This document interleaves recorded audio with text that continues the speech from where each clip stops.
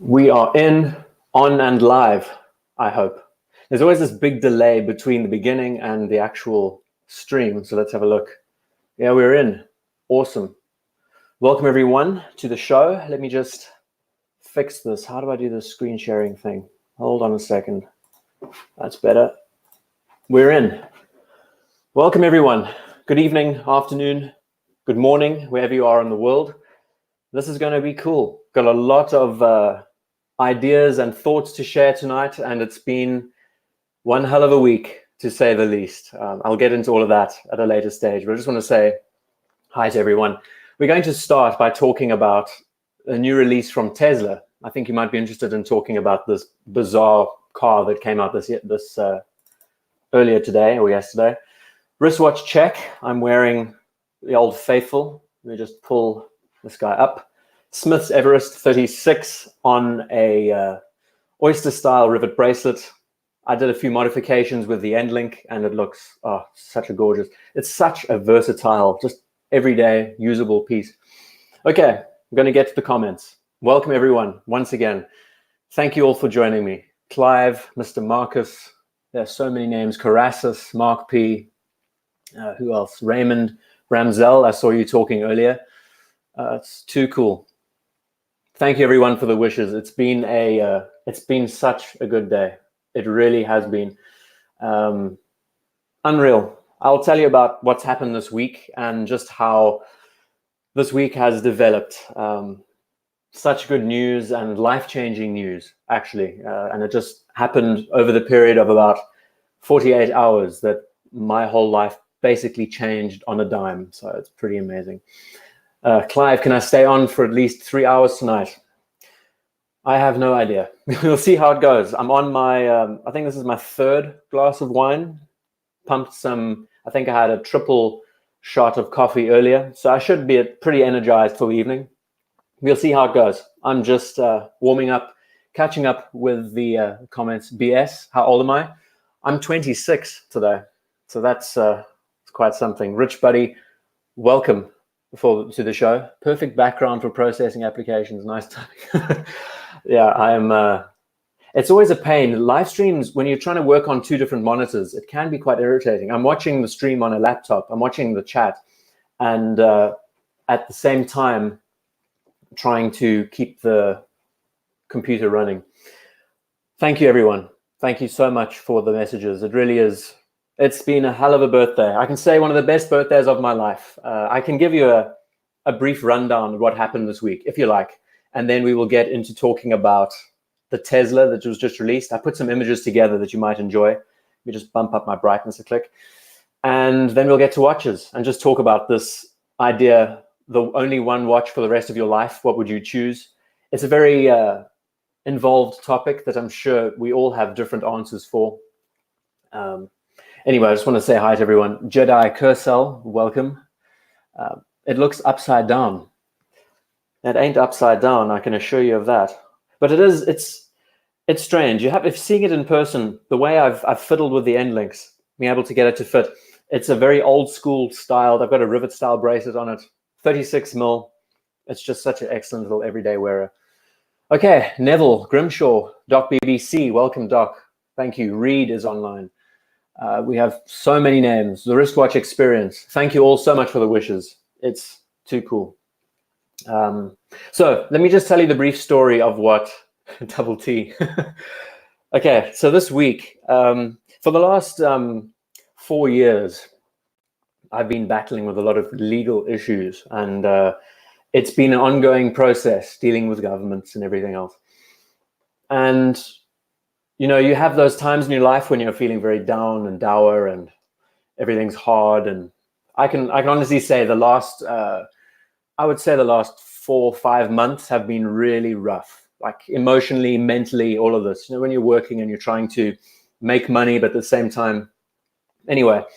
So I don't want to give too much away. I don't need to disclose the whole background, but let's just say that on Wednesday, which is when I had my interview, it's quite a big interview, I was very down and quite depressed in the morning.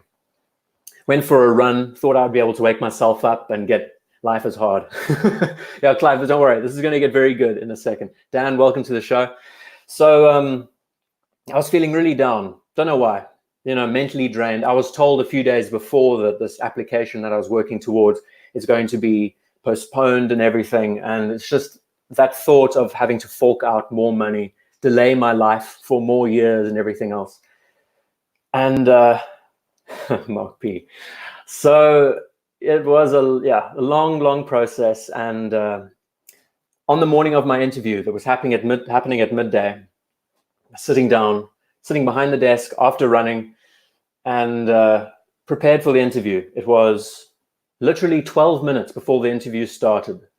I was sitting, preparing my notes, preparing my thoughts for the interview. I wasn't even keen for the interview, to be honest. I didn't know how best to attack it. Didn't know who I was speaking to, as is normally the case. Sitting in the lobby, I get an email, and over the course of about 30 seconds, my whole life just changed in an instant. So I was bawling my eyes out before the time of the interview, and I had to try and bring myself together to talk to these guys as it all happened. Mark P sort of hit it on the head with his wild guess. Big day, very big day, and thank you, Ron. No, it's a little bit better than that, at least. I'm not going to be locked up anytime soon, but it was just I've been celebrating since Wednesday, basically. I've been on a perpetual drinking binge for the last 72 hours, and that's not going to stop for the rest of the year. So it just goes to show, you can have really bad days, you can really struggle, but sometimes you just keep your faith at whatever you're going through, and eventually something good will come of it at the end of the day. There's always a silver lining somewhere. Okay, enough about that. That's the story. This is the watch I'm wearing tonight. Welcome, everyone. I've missed lots of chats. Oil Money Watches, Stephen Lee. Thank you so much. Thank you, everyone, for joining. Steve Phillips, Tippy, welcome to the show. Ron the Shrink, it's great to have you here, Ron. I love your chats. Psychology is an amazing thing. Dan, thank you very much. Ladyboy telegrammed him. Yeah, I'm not a father. Don't worry about that. It's a lot better than that, actually. Anyway. So this is the watch I'm wearing tonight. We're going to be talking about the theme of only one watch for the rest of your life. But I thought instead, to start, we're going to talk about Tesla's new release. Since I'm a design guy and we can talk about design a little bit, and should be quite fun. Got a lot of attention recently. Stephen, no, that's not the news. Ordinary 999, thank you very much for joining from Norway. Paul, that's too cool. Thank you, everyone. WC. So, there's been a lot of debate about this car, and people are saying all sorts of things. The enthusiasts, the aficionados, designer with Tesla. No, I wish. No, not that. So, what do you think of it? Actually, I'd be interested. Okay, type in 1 in the comments if you think it's the ugliest thing in the world. Type in 2 if you kind of dig it. And I will start with my answer. And let's hear what you have to say, what you think. Thank you, Pudge Optimus. Thank you very much. We have 2, lots of 2s. We have 1s. It's sort of, okay, the 2s are winning. The 2s are winning. Okay, good. Pre-production at its best. Oh, yeah, exactly, Zonda. That's very, very good points, actually. These are just concepts, after all. And, okay, so this is the thought process behind this. And I really like it. We're going to attack it from a little bit of a designer's perspective, point of view. I'm just going to zoom in a bit closer so we can see it a bit better. So it looks bizarre. I mean, most of the car enthusiasts will say that it looks like something just drawn by a 5-year-old. I mean, if you look at it from a side profile, I mean, what were they thinking, right? It looks just like you put a pencil to paper, and people are saying that the Tesla logo is, it looks like a number 2. Clive's on top form, as always. So, so it looks like a 5-year-old put pencil to paper, and they came up with this concept. And I can see Dan Radke saying "vroom" exactly. But actually, it's a really interesting thing that they've done, and I'll explain why. You see, the trend nowadays is to look at a car, and we have quite a stereotypical idea of what a car looks like when we think about it, when we conceptualize it. You know, a front, a back, a side, the roof lining and everything needs to be straight, and you can see that the lines have just been completely changed. And I mean, what's the first thing you see when you look at the appearance of this car? Its stature and everything else. It really evokes aggression in many ways, right? The sharpness gives it that anger sort of look. Again, this is a concept, but it would be really cool if it comes to reality. But if we now go into the development of other projects in and around the transport space, we have the, I think they call this the Wally 118. And this is a super yacht, of course. But we can see we have the same kind of motifs. We have hard, very hard, almost brutalist lines to the piece. And this is a super yacht. We can see that it sort of has a similar kind of form around it. We jump to Giugiaro, and this is 1970s design. This is the Mark I VW. Then we jump to the Lamborghini Countach. We can start to see similar kind of form factor around this piece. Very sharp, very angled. And we jump to the DeLorean. These are all cars that were designed by the same person in that period of time. And we can see these angles are starting to show their way through. And then we jump to a Maserati that was just a concept car back in the day, and we have a near pretty much exact, distinct form to it, inspired by 70s motifs, so they say. And it's quite bizarre how the car scheme has changed over time. This is Batman's Batmobile from the film. MRG 1911, thank you, Turd Tanks. Genta cars, yeah, that's it, Rich Buddy. And you'll see in a second that it has that feel behind it. So I just got this image from SJX. Hell of a cool watch. It's a watch that I love to hate and hate to love. And I've got a write-up that I'm going to work on next week all about it. And then, so we're sort of looking at brutalism. These are brutalist buildings from back in the day. Very hard-edged, very aggressive in the way they've been styled. So we jump back up to the top and we have a look at this thing again. We can see that there's almost like a cycle. There's always trends that come and go with everything. With any kind of field, you get inspiration from the 90s, and then you just say, okay, let's try and do retro futuristic. Let's go somewhere else. What they've done here is they've taken motifs from the 80s. They've kind of really distilled quite a simplistic idea out of this. And when you look at the background, those 80s and 70s inspired cars, you can sort of see that putting its DNA back into what it was like. Is it the best choice? Well, hell, it looks very futuristic. It looks like something out of the modern era. And it would be interesting to see how well they execute this in the end. Because of course, we know the bumpers are going to be changed, and as an American car, there are all kinds of laws. When it comes to road rules and road safety, this is still a concept, but very bold, to say the least. And I can guarantee, like a watch like the Royal Oak, it has that, it might just be one of those timeless cars that we will see for years to come. Who knows? It's anyone's guess. Very cool though. I dig it. Personally, I think it's a really bold move. It's a nice approach. It's just down to whether or not it's going to have a future. That's the question. And tonight we're going to be talking all about watches and basically one watch that we would like to choose. So we're going to stick to our usual format, which is just running around chatting about all sorts of watches, whatever you'd like to talk about. I'm going to catch up with all the comments, everyone. Got a 71 Chevelle from MRG 1911. Elon Musk is taking to Mars. I'm pretty sure he will, BS. I mean, it's very strange. I see Dan Radke. Thank you so much for the super chat, Dan. Cheapers. That this money was given to you and taken away from it. No, Dan, thank you. I really appreciate it, man. Dan is such a legend. He's such a nice dude. Really, guys, you don't have to super chat tonight. I really want tonight to be a time when I really want to thank you all for being with me throughout this period of time. I mean, this page has grown so much in the last few months, and it really means a lot. I love doing this. I love the community. You are the reason why we get to enjoy this so much. We all get to talk and discuss these topics that we like so much. So let's just get to it. Let's continue talking about watches. We can talk about one watch for the rest of your life. It's very broad, very open-ended. Just considering how this week went, it kind of got me thinking about the rest of my life. And was a big wake-up call, put it that way. Neo, thank you so much, man. You really don't have to. Tonight is not a night for super chatting. It's about what we do. I really want to just promote the positivity. I've seen there's lots of negativity going around on watch channels lately, just talking about, you know, cyberbullying and all this stuff. And I just don't get it. What's the point? You know, guys let other people get under their skin, and you know, that's not what we do here. We try our utmost to enjoy the space as much as possible.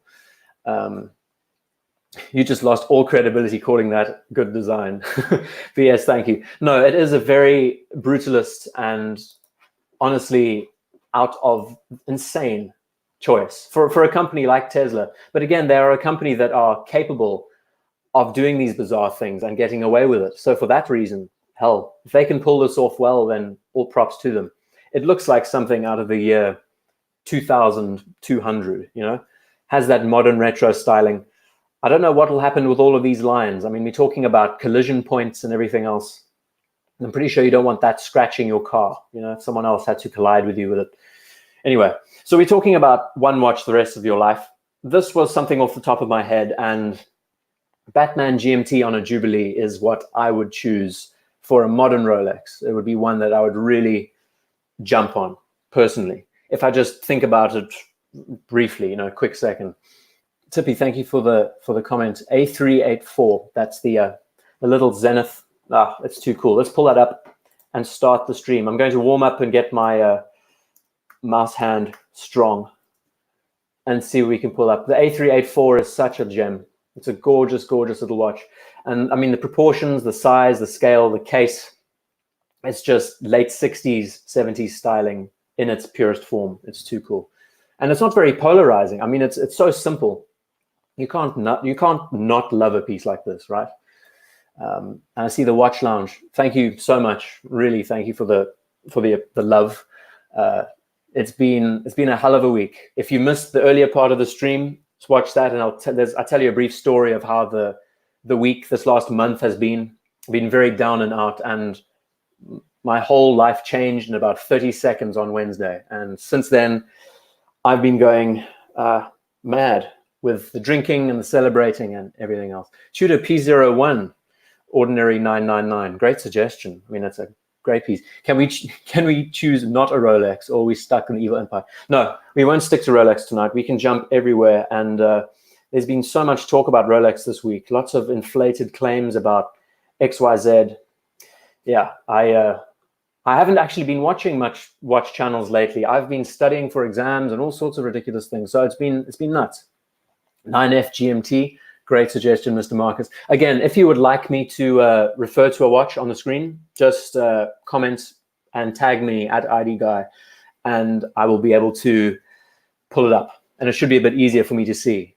I just hope 30 of you don't, you know, tag me at once, and then it'll be a complete disaster. G-Shock is a great choice. Batman, Oyster, or Submariner. Is that a question, Eddie Stas? I've said a few times before, it's kind of a personal preference of mine that I like the Batman on a Jubilee. I think GMTs on Jubilees are great. We're gonna just chat around Rolex, of course. I mean, that's generally the case. That's what we always do. Let's adjust the size. I think GMTs are made for Jubilee bracelets. There's something about that dressy nature that really speaks to the style of watch. When we're talking about the Submariner, a more tool-related watch, I think on an Oyster bracelet is killer. I mean, that aesthetic you want to keep. You want to keep that hard tool aggressive status. So yeah, I dig it. The two watches are very different, and I think they should be appreciated differently on different straps. There should be a better photo. I think it looks great on the Jubilee. I'm not so much of a fan of how they've integrated the Jubilee on these new models. I much prefer the seamless hollow end link look. This looks a little bit truncated when you have these gaps and lines in between, but that's just another personal suggestion. Okay, we're going to scroll up and catch up with everything else. Ron the Shrink, evaluate my newest cheap purchase, Tudor Monarch Chronograph Panda. Ron, you have some cool watches. If I remember, you got a Omega GMT, if I remember right. Tudor Monarch. Oops. I'm going to House of Tudor, I love it. Let's have a pull up of this guy. Oh, cool. I dig it. Really nice. And it's a panda, it's the white and black. So immediately what catches me, and this was Tudor during its heyday in the 90s, right? When there was so much uncertainty about what the brand was doing. There's so much polishing on the watch. Look at the lugs and everything else. I think that's a little bit extreme. If you had to take it to a professional and get the lugs brushed out, it would look very stellar. I love the contrast. You can never go wrong with a panda aesthetic. And the date complication at the 12, when do you ever see that? That's quite cool. But then your eye is normally centered to the 12, so you're generally always drawn back to the date. And then the date is marred by the chronograph hand in the middle. I don't know. It's a strange kettle of fish, but I like the Jubilee bracelet. The polishing is a little bit excessive, but it does look cool. You can't ever go wrong with a panda, I think. Great suggestion, Ron. Peter Smith talking about the Tudor GMT. It's a hell of a cool watch. How can you go wrong with a watch like this? Simple. Love the color contrast. I much prefer the color contrast of this piece over the latest Rolex release. It's like a dark navy and a burgundy sort of color.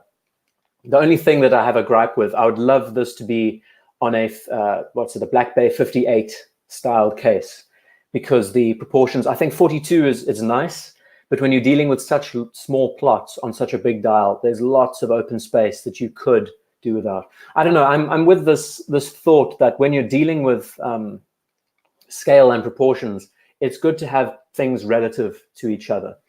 You need to have. You see, when there's the more space left open, the more clumsy it kind of feels. When we jump to a watch like this, barring the fact that it has a super case and that a lot of people don't like the super case, having larger plots fill the dial, it seems a little bit more integrated. So what they did correctly with this was scale up the watch and also scale up relative parts.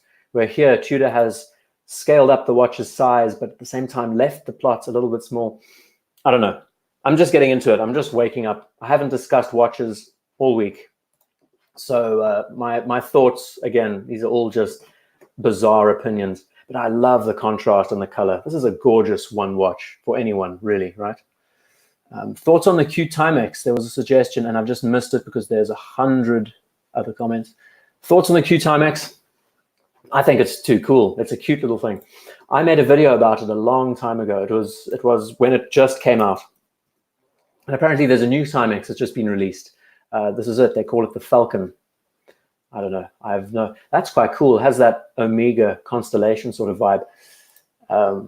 But I think the Q Timex is awesome. I mean, really, at the end of the day, watch snobs and everything else, these are meant for fun, right? Watches are all about fun at the end of the day. You shouldn't have people judge you for having one watch for whatever reason. I'm wearing an homage to a 1016 Explorer tonight. It's a great little watch. Great to wear, easy to wear. I love that they've kept all of the original elements. Acrylic crystal, they even patinaed the dial and added the blue contrast. It's just cool. I dig it. I think it's a lot of fun.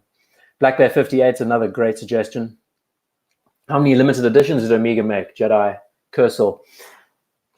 I would say in the realms of about infinity, be close enough. Could you live with a Lunga 1? Me personally, Maz, no, I couldn't. I'm not a dress watch guy. I'm not much of one who wears leather straps often, but hell, it's a gorgeous watch. I mean, I've chatted to one guy recently. He has one of the originals. I think in the last stream, talking about chronographs, we discussed that for a while. Explorer 2 Polar 16570 is a great choice. Monta Sky Quest. That sounds really cool. Let's see. There's other chats going on. I'm missing it all. I'm scrolling down slowly. Can you pull up the 9F GMT black dial variant? Sure thing. I really dig this piece on the Jubilee. I think the Jubilee really accentuates the watch a lot. So it's a 9F GMT black dial. I'm not going to even attempt to put in the serial number. So I'm guessing that's the red, just the standard red hand with the bluish kind of face. I think that's the one you're talking about. It's nice. It is a nice watch. I think the way they've approached it is great. They've made this watch relatively accessible. Again, it's quartz, so you have to kind of live with that. If it was me and I owned this watch, I would remove the seconds hand. I can't stand a large ticking seconds hand on the dial, but they've done a great job with this piece. Proportion-wise and everything else, I think it could be a little bit tighter, just with regards to space and proportions on the dial. It does look quite large, but what you're getting, when we talk about this color especially, I think this one really speaks to me. Love the yellow contrast. It really gives it that sporty sort of nature. You could wear this hiking and with any kind of outdoor equipment, and it would look so good. It's nice and casual, but at the same time, really jumps out at you, you know? Has quite a 90s feel to it as well.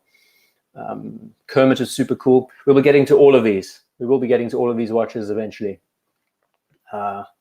I see a super chat from Jedi Kursel. Thank you so much for the super chat. You really don't, please don't super chat tonight. Tonight is a night when I can just sit back and thank you all for what you've done, how you've enjoyed the show, and it means so much that we can do this. The reality is this channel has really pushed my confidence up so much in the world. When you have people who are interested in what you have to say or your thoughts, makes a big difference. I'm sure you can all relate to that. So you say Sky Dweller Steel. What do I think about it? Which one would you like me to look at? I really dig the black dial. I've said this a few times, lots of times actually, more times than I can count. Here's a good example. Love that blue dial. If Rolex were to create a GMT in the 50s and they had the technology, this watch would suit the build perfectly. This would be the watch that they would try and emulate. Because at the time in the 50s, they were trying to determine just how to get a dress. You know, the dress watches were the big deal back in the day. Date justs, day dates, all of that. So this technology that they now have, this annual calendar integration, it's fantastic. For a watch that's built for the skies, and for the 50s especially, that kind of time period, it would have worked so well. The GMT Rolex in general is a very strange beast. If we talk about its developmental history, I'll do another video about it in the future, but it's a gorgeous watch. I mean, if you're someone who's big on complications, I'm not really someone who is, so this is not the kind of watch that would really grab me. I feel like this is a white gold fully piece. Anyway, we get the gist. What I do like what they've done with these newer generations is match the sub-dial with the actual dial color. I remember the originals they had a white dial in the center and it kind of broke up the lines and looked a bit confusing. But the brilliant integration of having this plot telling you the month of the year, it's so simple and so well executed. Also notice how they've skeletonized the hands just enough so you can actually see the time when, or you can actually see the time zone when you're using it. It's great. It's so eloquent and simple. In the back of my mind, I think, wouldn't it be cool if they scaled down the watch a little bit more to get it to fit wrists? I mean, 42 mils is quite large, but saying that, this is just great. I mean, we're dealing with so much complexity on a dial. Shrinking it down makes it more difficult to read. So, yeah, it's a cool looking piece. Love it. I'm sticking on these watches for too long, aren't I? I'm going to have to try and catch up with everything else. Field watch is a great suggestion. Read. God, there's so many comments. I'm going to keep up with you guys, and I might have to scroll up a few times just to catch up with everything else. Longines Millie. So we have, let's have a look. I'm catching up to Ivancy saying, Seamaster 300 black ceramic rubber strap. It's a great suggestion. And that was by JJ Lecoute. Okay, let's see. Omega ceramic 300 2019. There we go. It's a stunning piece. It really is cool. I was chatting a while back. This is the full ceramic case. I mean, now we're talking. I think this is the full ceramic watch. I was chatting about just how these companies are incorporating rubber straps into their aesthetics nowadays. And it's a very good business plan, very good business model. Not only do you need to get the watch serviced and everything, but you also need to replace straps quite regularly. So still cool. Love the combination. This watch especially, this is like a real Dark Lord. Just catching up with everyone else. Oil money watches. Talking about Rolex, yeah. I'm very interesting to listen to. Peter Smith, thank you. Oh, geez. I might be quite slow tonight, everyone, because it's been a big week, and I am quite flat. Pumped myself full of coffee earlier, but I'm going to see how this goes. We're just going to keep chatting, just bantering about watches. You guys know what to do in the chat. VC Overseas, GMT dual time. I freaking love the GMT dual time. If I had a choice of, horology dress watch, dress sports watch, I should say, I think the new GMT. Oh, it looks so good. It has such a presence behind it. Let's see, what's a good example? No, that's the second gen. The latest, there's something about the latest generation that really piques my interest a lot. It's a very peculiar watch because we affiliate this watch to the family of Royal Oaks, Nautiluses, and they generally are dress watches in the purest sense, dress sports watches with an emphasis on dress. You look at this watch and see what they've done with regards to just how they've integrated the straps, how they've made rubber so easy to access, and leather, metal bracelet. It could make a perfect wearing watch for every day. And the GMT complication on top of everything else, it's too cool. And I think the best ambassador, I mention this every time, but it's the Corey Richards model, specifically made for him to take up Everest. It's a one-of-one piece in titanium. He wore this thing throughout his travel. I think this year he went up Everest. That's the guy there. And nice highlights. Love the orange. You can't go wrong with it, right? I think this crown individually sets the GMT hand. And it just has such a nice character behind it, very sports, utilitarian. And then you forget that this is a super, super high quality, unbelievably well-made piece. This piece especially had Everest engraved in the back, nice and clean, full bridges everywhere, just covers the movement. 150 meters, I guess that's waterproof, I don't know, anti-magnetic. I don't know the full specs of the watch, but it's a charming piece. Very outdoors and active. It's a strange thing. It kind of reminds me of this new Tesla truck that they've just brought out because it's kind of a blend of both, old school, new school, modern, retro futuristic. Okay, I'm missing out a lot of these chats. There's probably so many. I'm going to have to keep up with the chat while this is all going. Patek Philippe, Aquanaut. Just again, if you'd like me to bring up a certain watch, mention my name at IDGuy in the chat, and I'll be able to pick it up a lot quicker. Zenith Chronomaster 2, Tippy, that's a good idea. Zin U2. Oh, geez. Okay, what I'm going to do is I'm going to start now from the bottom of the page and just follow what's being said. Carasis says, Richard Mille Survivor has everything you need for any situation. Actually, there was one watch, you've just brought it to my attention, the Breitling Emergency, not replica, there it is. Breitling Emergency is the most bizarre piece you will ever see in your life. Crazy story. Do they have any good res pictures of it? I mean, I think this has a digital integration with it. It has a full-on radio and everything. I mean, if you were lost at sea, I think this would be a perfect choice for anyone. But let's try and catch the Richard Mille Survivor. Let's have a look at that. I really like the novelty, the whole idea of having this kind of watch with you on your person when you're in a dire situation. I mean, it's nice having, oh, I know the Survivor. It's that round one, right? Yes, this with a compass and everything on it.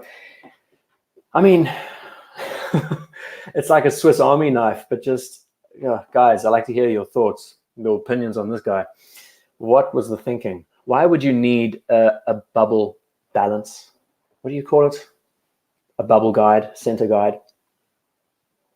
So it's got a compass. It's got inner set rehort, and it's what I like is that the dial is relatively legible for a Richard Mille piece, which is quite surprising. It's quite unique. You can actually read the dial at a glance for a change. White Daytona all day. It's a great choice. I'll be pulling those up later. No worries. VC Overseas does not have a full balance bridge. Thank you for that, Dan. So it's only a single. Okay, not full. But still, I mean, I think there's been a bit of debate about full balance bridges. Lots of watches that have seen a lot of action in their lives haven't needed them, and it's added security, of course. You want that accuracy to be increased and improved. Blancpain 50 fathoms. Oh, James, good suggestion. Nothing wrong with the 50 fathoms. It is such a gorgeous piece. There's so many models in between. You know, you've got the Barracudas, you've got the mil specs, you've got the, I mean, this is an original vintage one, I think.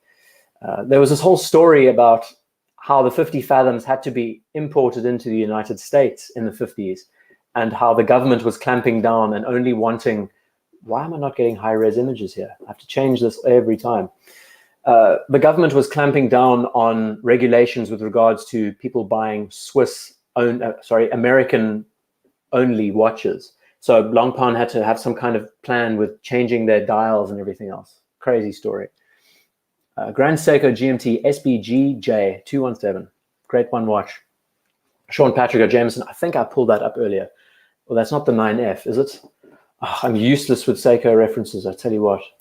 There's so many names that I still need to catch up with. SBGJ 217. Oh, awesome. Okay, I know this piece. This is a cool piece. Very, very nice. Dress watch, but has that nice element of a GMT complication inside it.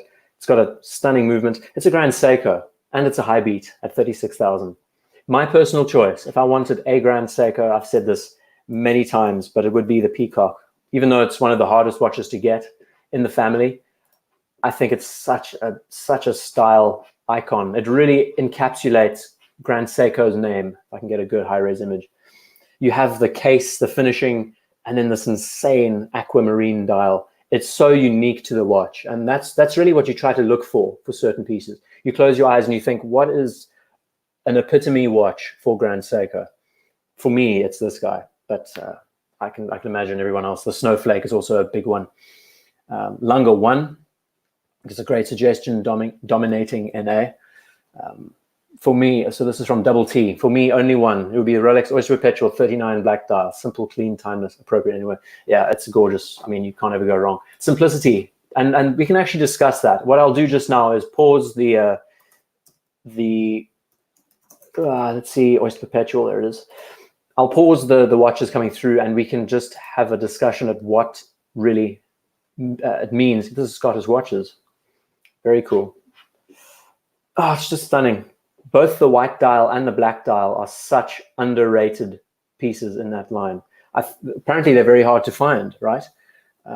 Just simple, easy to wear every day. It's unpretentious, understated. Love the polish, domed bezel.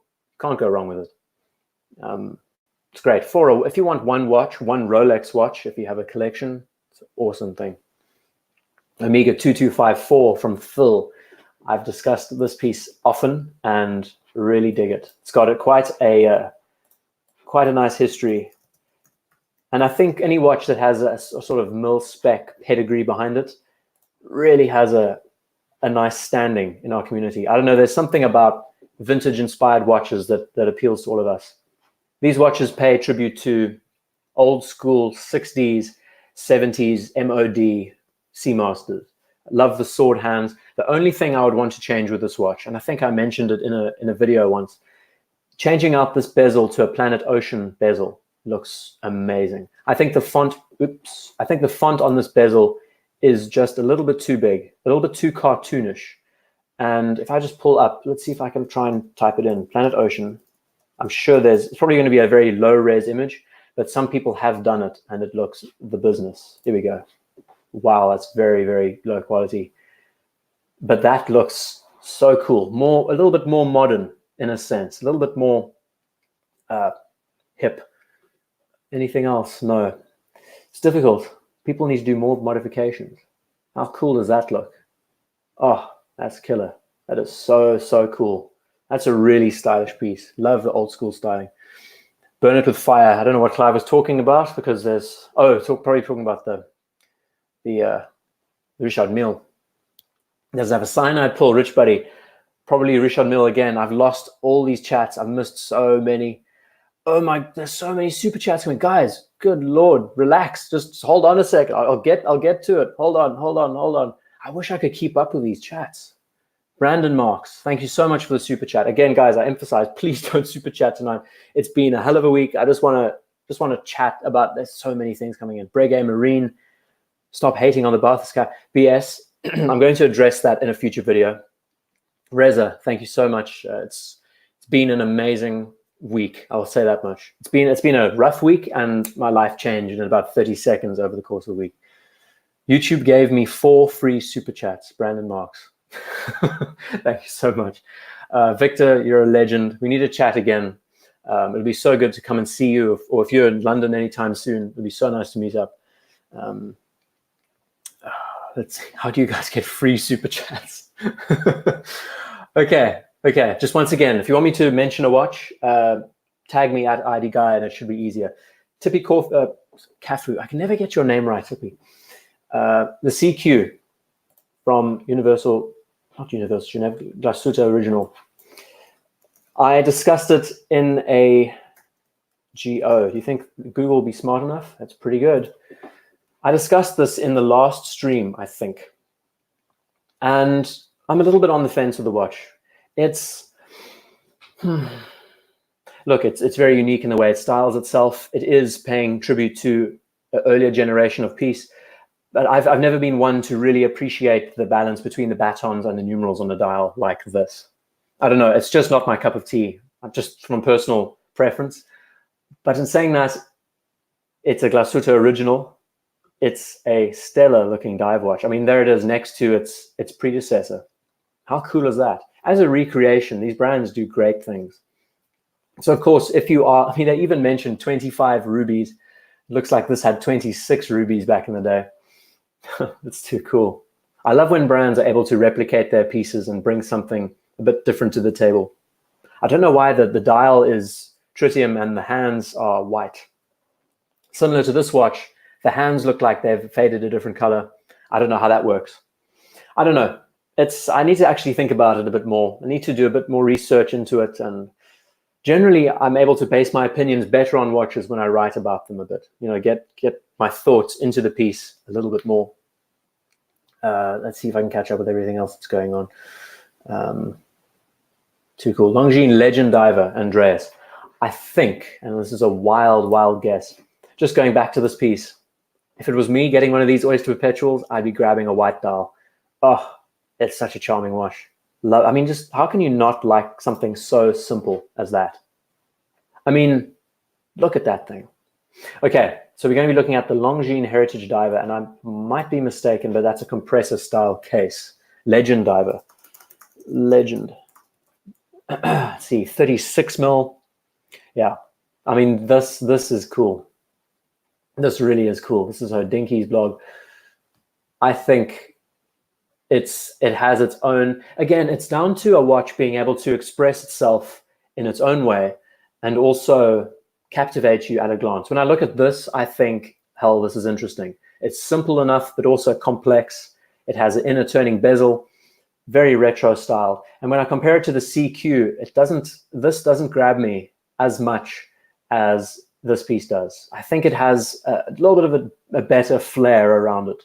But of course, once again, this is all personal preference, so your opinions on these watches might be completely different. I think the whole blend of these two watches together, look at that. Simple, legible, and I think what really is cool about the piece is just the blend of plots and straight lines around the Rehort. It's very unique in its group. Really dig it. God, there's so many chats. There's Patek Philippe from Jedi. Patek Philippe 5524G. I called your name correctly. That's good. Okay. Once again, I'm probably going to miss a lot of chats because I'm just trying to catch up with everything else. But if you do mention my name in the chat, I'll probably be able to see it easier. The Pilot watch, it's one of the Patek Philippe's that I really don't understand, actually. 5524G. What does this watch have? I'm not very well accustomed to the Pilot. I know that Victor has this watch, if I'm not mistaken. Now, I don't know. When you think of Swiss brands, you don't think of Flieger-inspired watches, really. And that's where I think it kind of gets to me a little bit. Where's a better, like, full screen? I mean, it just doesn't feel Patek Philippe in the slightest. You have It's oversized like a Pilot watch. I mean, hell, it's one of the best Pilot watches your money can get you for sure. But it just doesn't feel like Patek Philippe the way it's been sized and everything else. It's a bit large. Do love the handset and the numerals. That is so characteristic of a vintage watch from the World War I era. 1916, everything was about legibility. So as a Pilot watch goes, when you're talking about legibility, this thing hits it out the park. It really nails it well. But I don't know, it's a love it or hate it watch for sure. It's a piece that some people would absolutely adore, but I don't know, it just doesn't speak Patek to me. When I think Patek, I think thin, I think very understated, very out of your face. I see a comment by Brandon, date kills it. I think he's talking about the Longines piece. What I think of the Breguet Type 20, I spoke about it earlier. Oh, Jesus. I'm missing so many chats. I don't know how I'm going to be able to keep up, present, and catch up with everything else. I think the Type 20 is great. I mean, this is the Archie luxury watch, right? He brought this watch to the channel, to the platform. And I gave him credit last time in a previous video, just saying how much he has promoted some of these pieces. He's really pushed this watch onto the map. Can you imagine how many sales Breguet has had because of his promoting of this piece? I mean, what's not to like? We have a proper bezel, very similar to the Longines Big Eye, I think it's called. We have these different subdials that are all balanced in a different way. So you can read the time, but also you can easily break away and see just how everything's laid out on a dial. Very attractive. Also, I think the numeral setting's great. It has a very zen sort of feel to it. And once again, is this giving me high-res images? No, it's not. Thank you, Google. It'd be nice if you could read my mind. So it's really cool. I don't know if I prefer it better on a strap or on a bracelet, but it is a cool looking watch. I love when chronographs have a lume plot on the chronograph hand. It nails it. Really cool. IWC Pilot Chrono Racing Green. Okay, I'm going to have to carry on catching up with everything else down here. Majestic. Thank you for the super chat. Free super chats. I don't know how that works. That sounds like complete BS, but I'm just thank you. If it is legit, thank you so much. Really, this is a night when I'm the happiest man in the world. I can tell you that much. Meistersinger. It's a nice suggestion, Henrik. Let's have a look. Meistersinger. How do we spell it? To think. I'm pretty good with German normally. Meistersinger. Oh, wow. So it's a single hand and it's very, very retro inspired. So it's a single hand. So that hand follows the track every hour. And hell, if you want something that's understated and easy to use, but at the same time, I mean, it's a real true dress watch in the greatest sense. I really like there's one thing about a brand that uses numerals the correct way on a dial. 01, 02 balances correctly with the numerals on the far side. Balance is so important with dials, and lots of brands seem to struggle with that. And geez, there's so many models in the family. So this is just a single, geez, that's gorgeous. That is gorgeous. How is that for a moon phase? What do you think of that? Stunning. Love that old school onion style crown. Very, very cool. Zenith A381 tippy. I'll have a look at more Zeniths just now. Don't get an Oyster Perpetual. You want something with bling for daily. Not for me, Karasis. I'm someone who likes the understated, like very understated sleeper stuff. But hell, if we're talking about everyday wearing watch, it's very difficult. It's the watch person's nightmare, you know. Omega Speedmaster Michael Schumacher. That's a good suggestion. I really dig it. So this watch, polarizing. I think a lot of people dig it just because it's so out there and different. And in a way, it kind of reminds me of the 5212, which is also a very polarizing but stunning watch.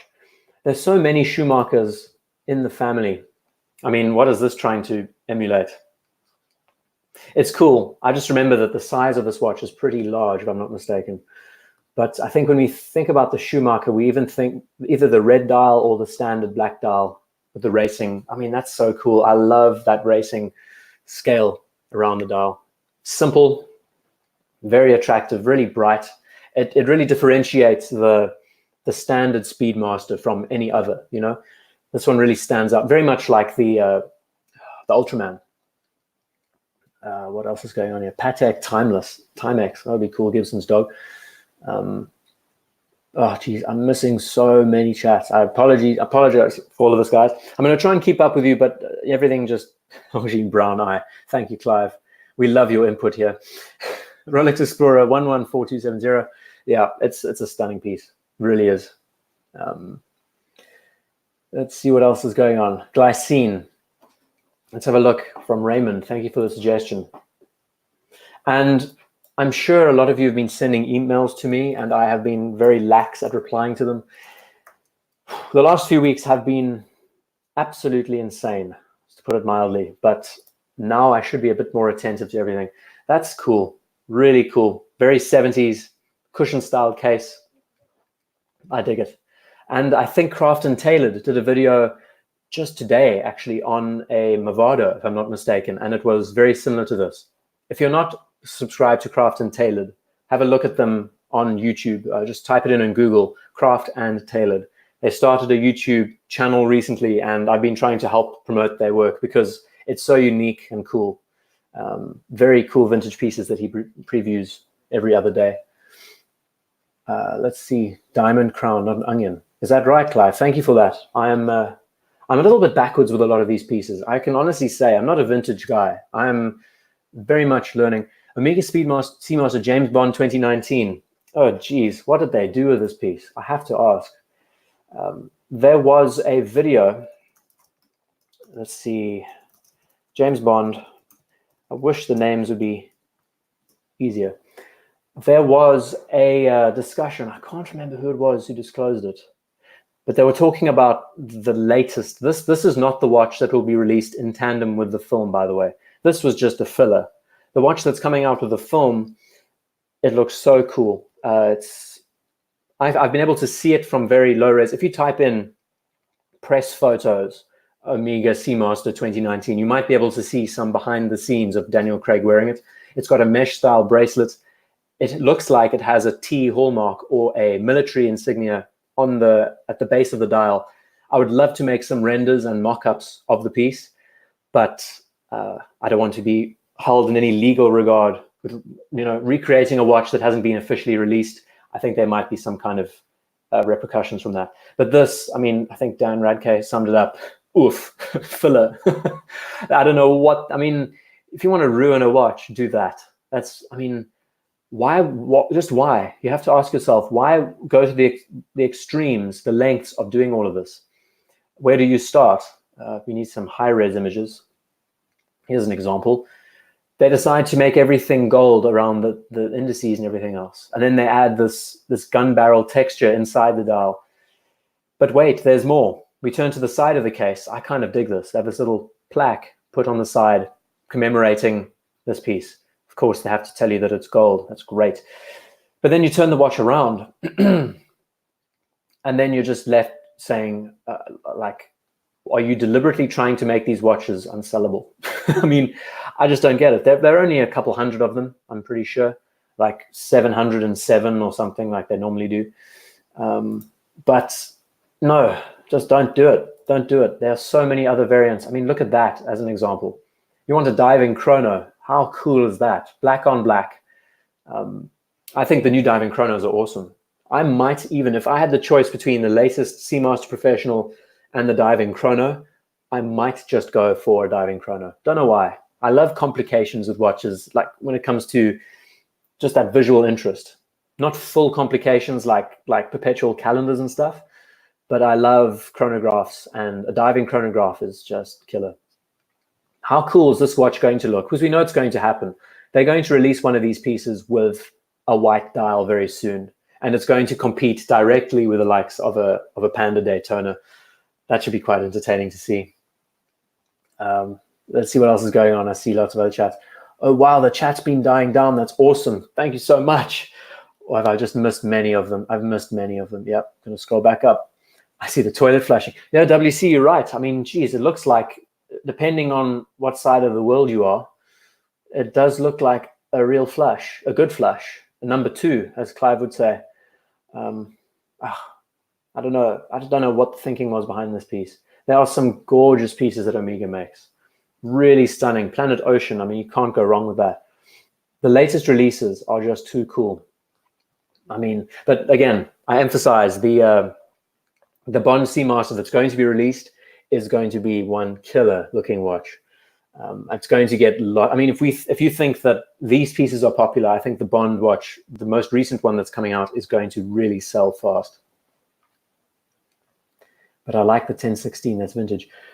Pat, oh geez, you know, half the time I don't think about what I'm saying. I just sort of say it when it comes to mind. So I probably stumbled on my own words. Oops. I would say this, I like the aesthetic of the 1016. I don't know if I'd be someone who could wear a watch like that every day. I don't know, I'm a bit pedantic. When you're dealing with a 20,000-ish pound watch, you have to be quite careful with using it. 7,007. Trying to remember what that watch is, just as a reference. If you can highlight that a bit more, Ordinary 999. Hamilton W10. Stunning little watch. Let's pull that up. I mean, I don't know, there's pieces within the lines. There's so many mil-spec pieces from back in the day, but I love these reissues. I think they're so charming. And the fact that they even added texture to the dial on these watches. It's a great story. I mean, how Hamilton got the contract and then gave their movements over to CWC when they were phased out, and Victor's asking what my grail is. We'll get to that in a second. But let's just see what else is going on. Hamilton W10, Eberhard Skull. You guys have got to be easy on the references with me, because there was one mention about this super watch that was mentioned earlier, I think by Raymond actually, and I'll try and get this right. Eberhard Scaphograph. 300. Wow, that's really cool. Is this also a reissue piece of some kind?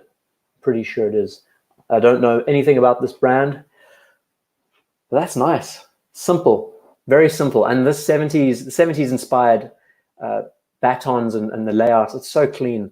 More brands need to incorporate a square bloom plot on the second hand. Really ties together nicely. Oh man, there's some great watches, and that just immediately brings to mind the 7016 Snowflake, which I talk about to death. And it is because, I've said this many times, the symmetry between the hands, the plots, it just makes sense on this piece. I know it's very contentious and people kind of get a bit miffed by the whole format. When you look at another example with the rounded plots, this is the typical layout that we see today, right, on most new Tudor pieces. But the original vintage piece, there's something about the jagged lines, the squared off points. Everything is sharp. And what centers your eye on the dial is that triangle. And that's all you need. Everything else is squared off. Everything is jagged and sharp. There's a relationship there. I think it's one of the best dial designs of a sports watch ever. And I'm putting that statement out there. Simple, elegant. It's too cool. Okay. I'm going to pull up this IWC chronograph. Oh, geez, I missed so many chats once again. It's horrible. I stick on the discussion talking about a watch for 2 minutes and then the chat just goes mad. You're asking me about good value. I think someone else might need to answer Ordinary 999's question, asking whether or not the what is he talking about? The IWC Pilot Chrono Racing. I'm not someone with regards to the Rolex bubble just burst. Yeah, Clive. No, I think I did miss it, actually. I mean, I've noticed that I got an email today from Watchfinder telling me that the sale is going to be ending very soon from Watchfinder. 5% discount on a watch isn't a bubble bursting. That's, I mean, it doesn't take, it's not a rocket scientist sort of role. What's my grail? Victor's asking me. It's the worst possible position for someone like me to be in, because I write about these things so often. I have so many ideas thrown at me, so many watches from people being recommended to me. I always jump to the 1655, and it's because it's just such a freaking bizarre, weird, crazy, strange, doesn't make any sense, but it just has that charm of it that you wear it and you go, yes, it doesn't make sense, but that's what's so cool about it. You know, designers it's quite ironic, where the designer is always trying to look for perfection, and at the end of the day, can't really get to it. It's another piece that I really dig. This video about this watch is coming out very soon. I have it all prepared. So a designer always striving for perfection and looking for that perfect design. This example, oh, it's beautiful. As a dive watch, is it not the most streamlined, elegant looking dive watch you can get? See if I can get a better image up for you. Oh, there we go. So it's the Porsche design Ocean 2000. This piece really is a character. So answering your question, Victor, I don't have a definite Grail watch. I don't think I ever will. It's sad to say that I'm hosting this whole discussion and I am so undecided. The Royal Oak is an example of a watch that I really hate on some days and love on other days. I want to do a full video on that. The write-up's finished, just need to prepare it. The Mido Ocean Star, I'll have a look at that just now. And there's so many other suggestions going on here. The Invicta Star Wars watch, I'm not even going to look at that. Christopher Day, thank you so much. Thank you so much. There's a question about the Seamaster that I missed. 2253, 36 mil, blue to iridescent blue, stainless bezel, dressy enough, rugged enough, great one watch.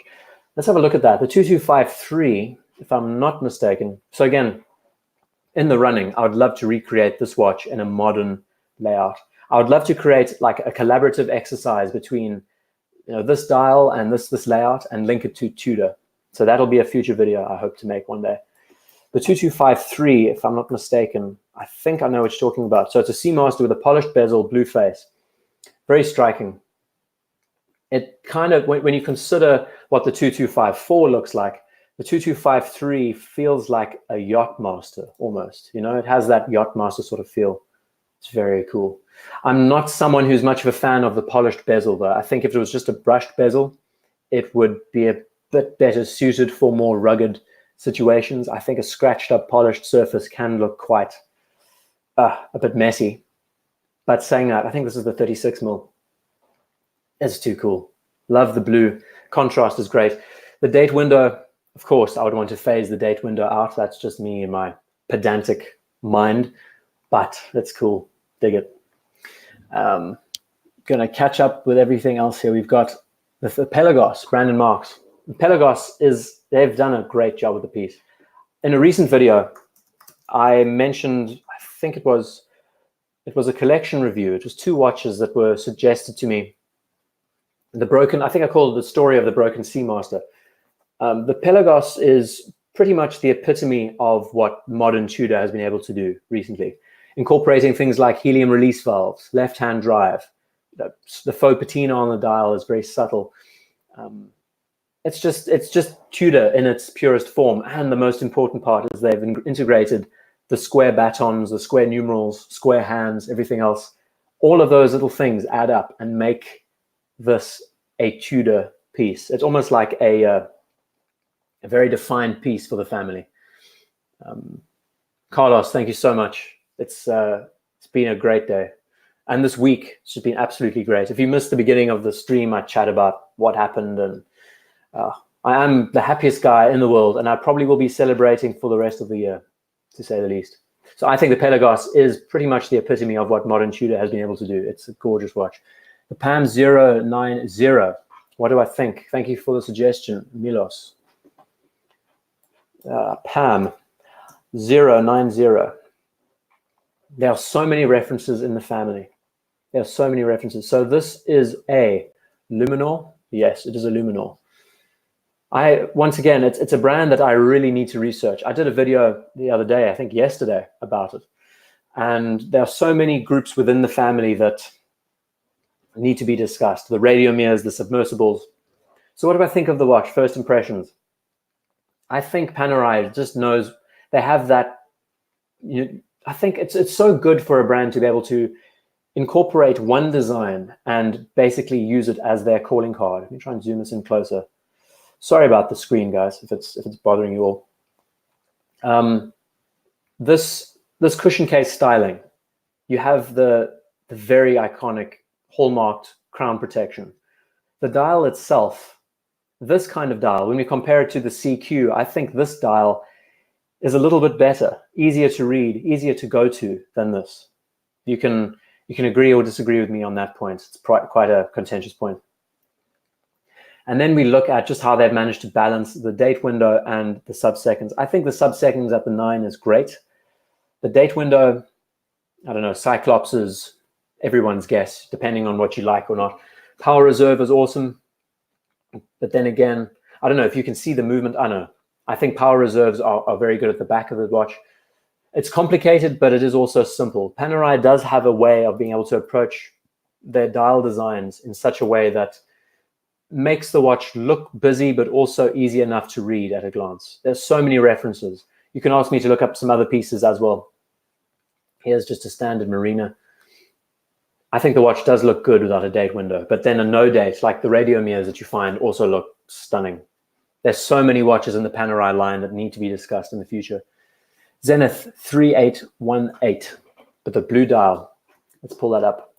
There's been suggestion about that often by Tippy. It's very hard to keep up with these chats. I'm missing a lot of these chats, and I will catch up eventually. A3818. Oh, wow. How cool is that? I don't know. There's something about the Panda dial that just sticks to me more than a full blue dial. It gets a little bit distracting. When you're dealing with a chronograph, you want like excellent legibility. Something like this guy. I'm guessing this is an A386, an original. You can tell the time and read that pretty easily in the way it's been laid out. The color contrast, the variances. When you look at this in a bright light, what is that? I think this is probably the best example. The blue is it's very eye-catching. I mean, geez, it's stunning. But I think the radial brushing on the inside can get quite distracting when you're trying to read the time and everything else. You basically have four radial dials at once. Raymond, the Steve McQueen. Oh, geez. No, the story goes that the Hunter, he wore I think he was wearing 5513 in that film, 1980. And it got all this hype. Very much like how the James Bond RAF nylon strap. It wasn't a NATO strap at the time. Called it a nylon, they didn't have a name for it officially. It was very hard for them to come up with ideas about what the strap actually looked like because the quality of the film was so bad. Oh my gosh, I'm missing so many chats. Victor's having a laugh in the chat. Zin 809. Is that one of the Special Forces pieces? I think. Let's see. 809. How cool is this little guy? Zin makes some awesome stuff. It's another brand like Panerai that I need to catch up with in future. It's very retro in its styling. I'm guessing this is a re-edition of a vintage style piece. Very 70s-ish bracelet. What I don't really like actually when looking at it is just how much this borrows from other brands. Zin has such a good name to itself, such a good styling behind it. I just don't see this as a Zin so much as I see the 103 as a Zin. I mean, you just look at that and you can tell that it has that attitude behind it. The numeral layout, the needle hands. I mean, it's gorgeous. The 103 is one of those pieces that really does stand out well. Oh, there's so many references. There are just so many watches around. So difficult to keep up. It's actually hard to believe how many billions of watches there are in the world, right? Just keeping up and keeping track of all of them is ridiculous. What watch am I wearing right now? Victor, thank you for the question. I'm wearing my old faithful little Smith's Everest 36 on a oyster-style bracelet. I mean, it's such a versatile piece. I'm really in the field of enjoying homage watches to vintage pieces. I think that's very acceptable. When you can find a vintage-inspired homage watch, there's some stunning pieces out there. Very good on the wallet as well. I am by no means a rich man at all. Finances, I need to sort that out in my life, I'll tell you that much. Perfect One watch, 116610 Submariner. Yeah, Michael S. has a great suggestion. Mido Ocean Star, probably best designed dive watch at the moment. Oh, I'm just going to jump back to this because I think this is one of the best designed dive watches of all time. In the video that I do, I can give you a bit of a preview on this watch. It's coming out next week, early next week. Porsche Design Ocean 2000. The one drawback from this piece is that when you're designing something, it's all about reduction. You want to reduce down to the purest form, the purest possible form. And the issue with a piece like this is it's a diving watch, but they went so far that they decided to reduce away the plots on the bezel, which is quite important. You want to know your dive time. So for that reason, they kind of over-reduced. Otherwise, it's a stunning piece. I think it's so modern, retro, futuristic. Has that 1655 sort of vibe around it when you look at the dial and the layout and everything else. So let's have a look at the Mido Ocean Star. It's another brand that I haven't covered, and it's the Ocean Star 600. Thank you for the suggestion, Carasis. So you think this is one of the best designed dive watches around at the moment? What's up with that bezel? I've never seen a bezel insert like that before. Is this person deliberately misaligned the bezel, or is this, no, surely we have a centered bezel. That's the first thing that catches me is why do we have 15 and then we have 20, 25? Very interesting. It's a nice take. It's sort of like amalgamating the simple Blancpain style of bezel insert. That looks so weird, right? Nice highlight. Love the orange. I think any watch has a nice touch of a highlight somewhere is a winner for me. It kind of has that reminiscent feel of a 90s Tudor. I don't know the reference. I won't be able to call it up. If with those jagged triangles. And actually, since we're on the subject, I was thinking about this the other day. Tudor Tudor Submariner, and let's say 90s should come up with an example. Maybe not. If Tudor were able to reintroduce this and call it the Tudor Submariner, just symmetrical, no dates, just a simple with the triangle plots around the dial, this watch would be such a killer. In there, they put the Black Bay line on the side, and they brought this piece out. It would be absolutely insane. I love the jagged triangles, and that's kind of what I get drawn to when I think about these triangle plots on the Mido. It's a cool looking watch. Vacheron Overseas 3rd Gen Blue. Watch Doctor, it's a great suggestion. It is really cool. I'm going to pull it up now. Getting a watch for your birthday, IDGuy. No BS. Absolutely not. Paying rent and living off crackers and tuna and everything else is my life at the moment. But hopefully that'll change. Life is all about its ups and downs. Tudor Heritage Chrono Blue from Ordinary. Good suggestion. Panerai Daylight is now a classic. G-Town, thank you for joining. I don't know what time it is in that side of the world. I don't normally run streams on a Friday, but thought since it is a birthday stream and I feel so good, life has changed for me so drastically in such a short period of time that I'm the happiest man on earth today. You see overweight Italians wearing Speedos wear this watch. Again, if you would like me to bring out a piece, tag IDGuy in the chat, and I'm missing a lot of these. Total, Andreas, thank you for that line. Total annual watch production is actually 600 million around. So there's billions of watches out there. I mean, let's be real, it's insane. Okay, again, Rolex Milsub, Newton Mad, Tudor Advisor. The Tudor Advisor, the latest, I know what you're talking about. It has an alarm set inside it, if I remember right. Let's pull one of those up. Good suggestion, Clive. This watch has had a lot of attention. Oh, wow, I didn't know they did a rose dial. I really like it, actually. Again, I'm not someone who digs chronographs, but complications. But I really dig a watch that has some kind of Memovox feature. If I'm not mistaken, I think it is a Memovox. And you wind it up and you have the little power reserve in the corner. I love the balance. And it is, as we know, referring back to the original pieces from back in the day. From the 1950s, it was a very popular piece. And when we think about it, the Memovox, that whole complication is actually so practical, because when you're using, where's another good, let me get back to that original picture. Let's pull this guy up. When you're using a dive watch with a dive bezel or a chronograph, those complications don't alert you when they reach a certain time. Oh, geez. This magic mouse, they say it's magic. I'm trying to get everything balanced here. Chronographs and and dive bezels don't alert you when you reach a certain time. When you can actually set a time on the watch and know when it's going to chime, it's very useful. And I think it's stunning. Very nice. I need to catch up with these comments. I'm missing so much. BS. I am 26. I will do well. Eventually, I hope. This channel has actually opened up so many nice opportunities. I've met so many of you through this channel, and that is just amazing. This whole community is just stunning. It is really cool.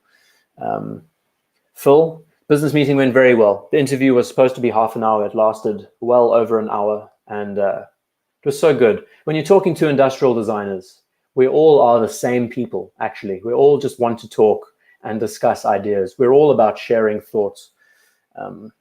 Carlos, thank you so much for the super chat. I really appreciate it. Carlos, you're one of the original guys on this page, and have a stunning collection. Really stunning. Michael S. I've missed so many of your earlier chats, guys. So if you'd like to repeat it again, please. The Laurier Neptune.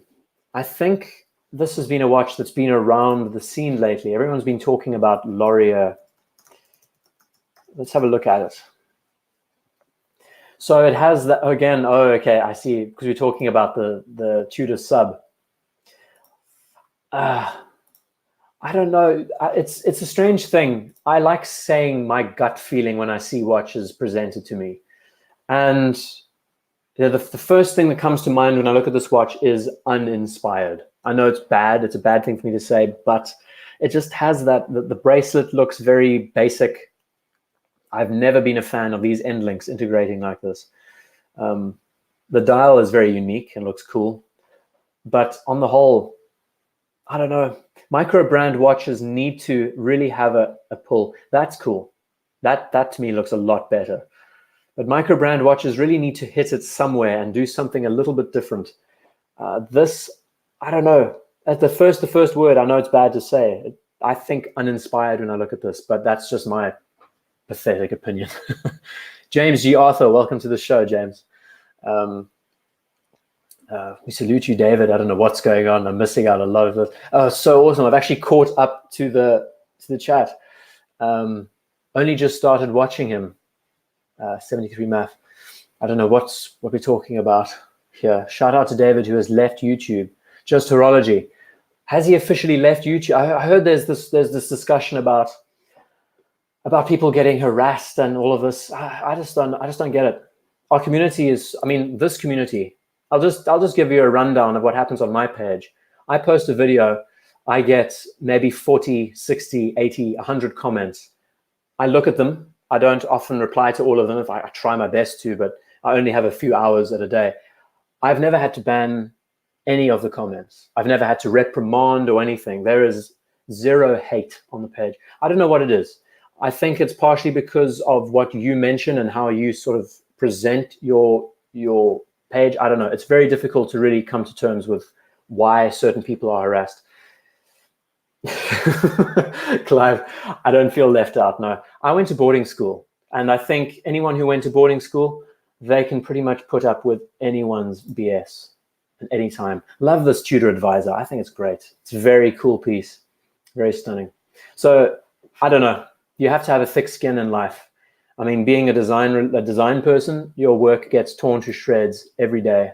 You have to just take it on the chin and say, okay, well, actually, it looks pretty good. And you have to stand up for yourself and substantiate what's going on.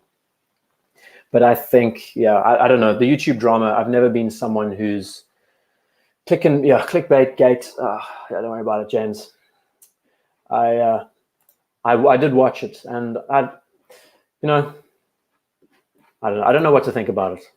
I saw an email from Watchfinder today saying that their Rolex sale is stopping very soon, and it's just that. It is just a sale. If a Daytona, let's just pull up a Panda Daytona.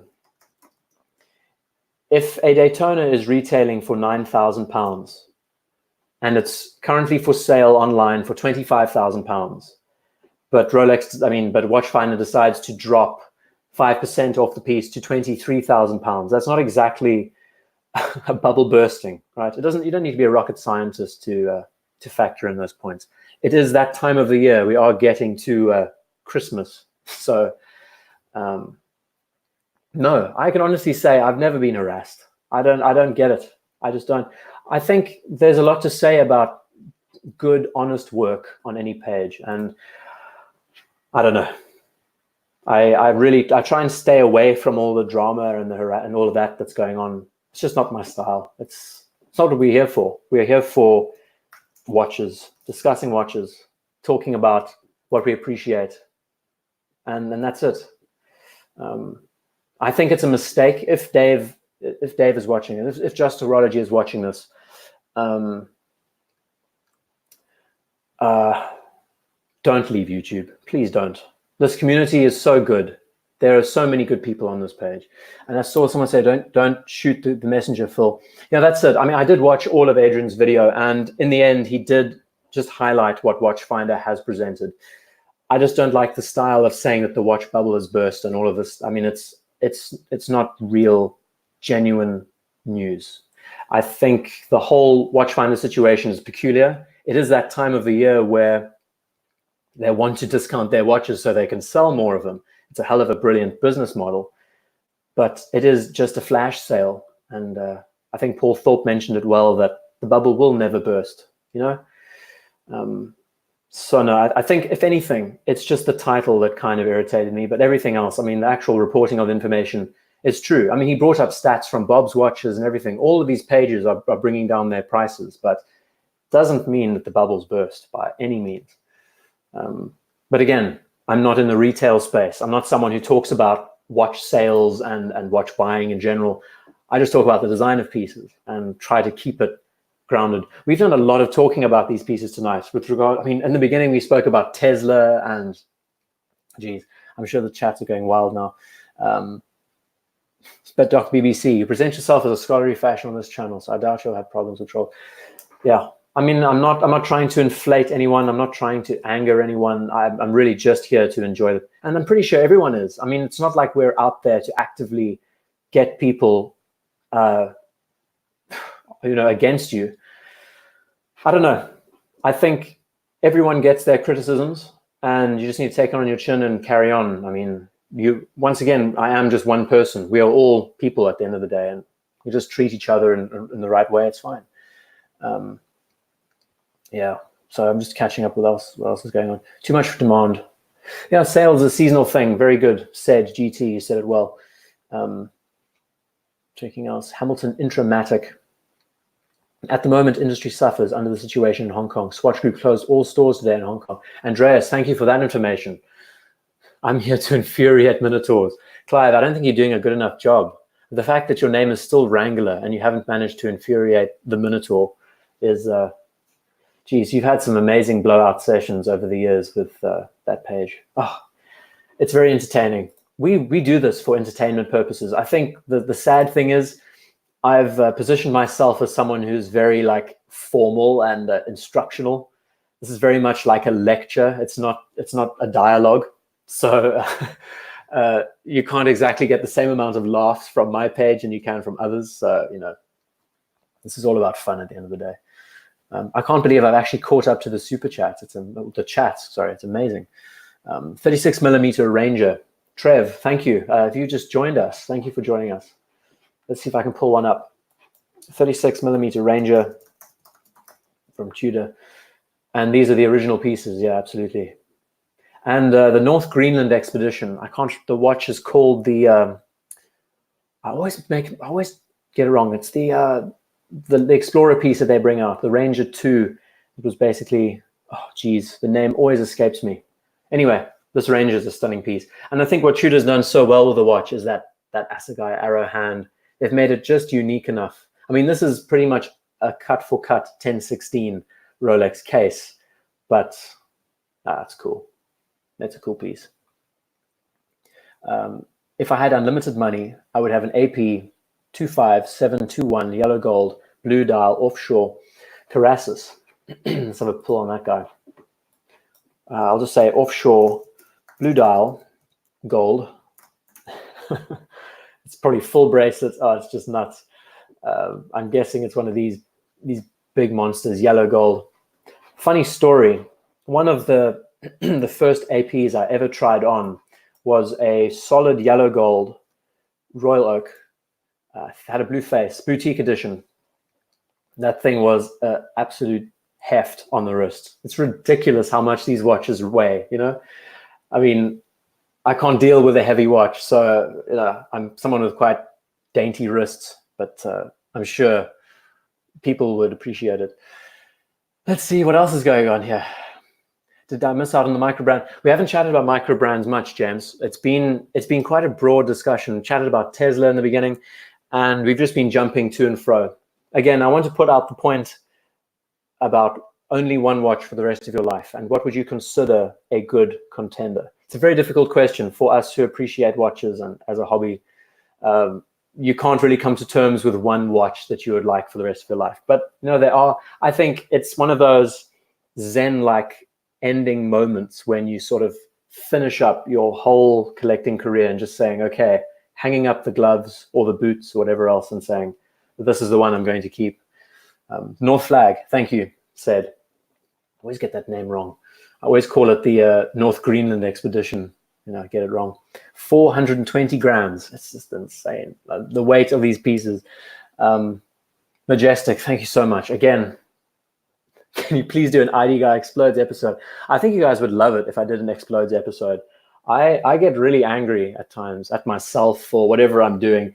And I think you would find it quite funny. I don't know. I arranged this page around stern, like lecture-based discussions around pieces. But I'm a funny guy in person. I'm very like sarcastic and stuff. So one of these days, I'm sure it's going to happen. I want to do like a compilation of all my explodes during recordings. And I'll do more rant videos in the future. I'd love to do a proper rant video where I just like lose it. If a Ranger had a GMT dial, would it be an airborne Ranger? Clive, I think you've just given Tudor a whole new market segment.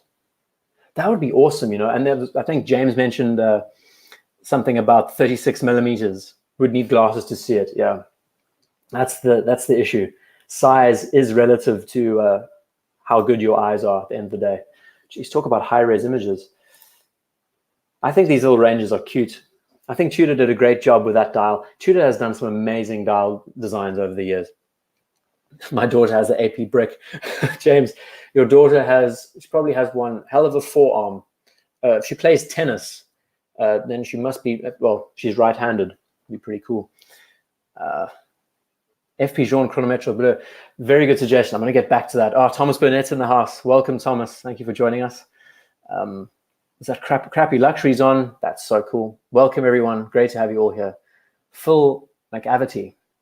They say if you achieve your dreams, it's dangerous, like how the greyhound catches the mechanical rabbit. It never runs again. Wow. That's very deep. That's true, though. I mean, I think you should have ambitions, but you can... what was the suggestion of a piece? FP Jaune. Bleu. Just going to drop it in. It should be. That was easy enough. I think it's good enough. It's good to have ambitions to an extent. You don't want to always overachieve, try your hardest to always outdo yourself. At the end, I think it's good to just come to terms with what you're capable of. And I don't know, you have to be rational with life. I love Rolling Stones, and you can't always get what you want.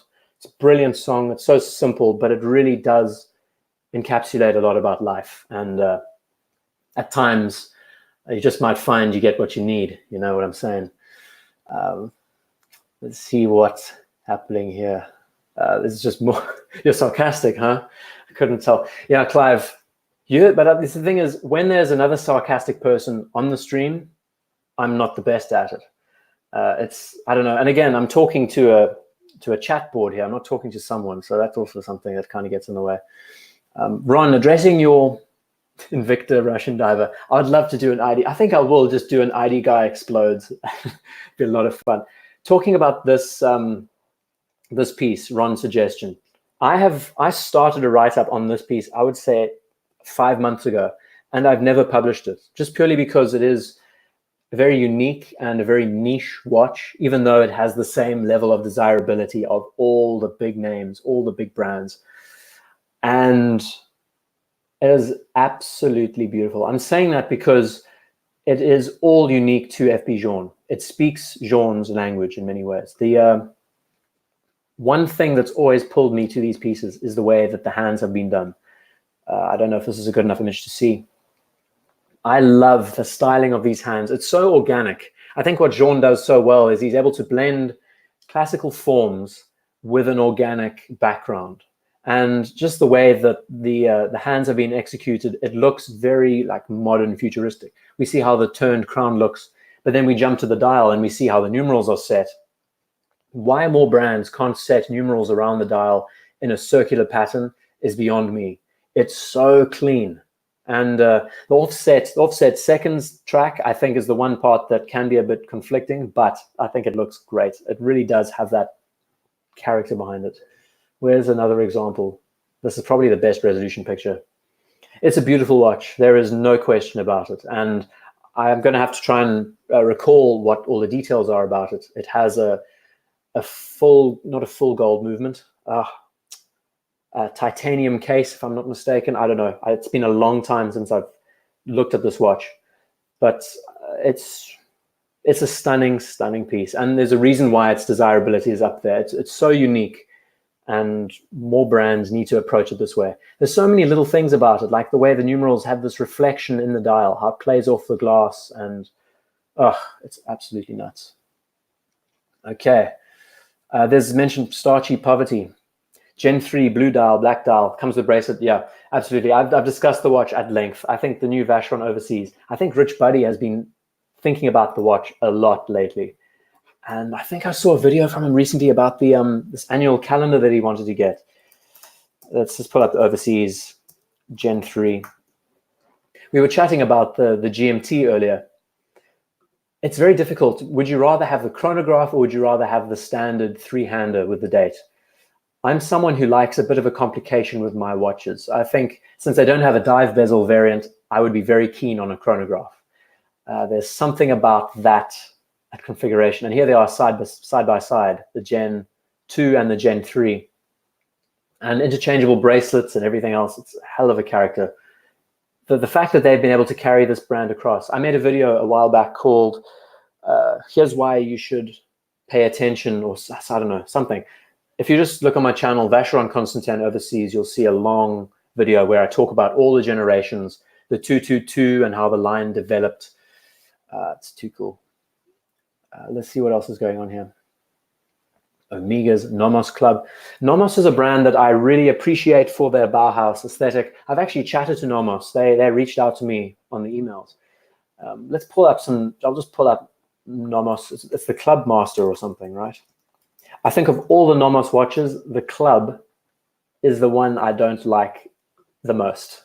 I don't know why. It's that dial configuration once again. Very German, and it's very sporty. I think the best way someone described it was, it's the perfect gift for a graduate out of university or a university scholar. I think it has that kind of frat boy sort of vibe around it. Very, very stylish, but also very adventurous and outgoing. The one piece that I've always liked in the Nomos line is the Orion. I think it's called the Orion. But here's the thing. This is there's one Orion that I really dig. There's some stunning color combinations. There's one that has these jagged. That's the one.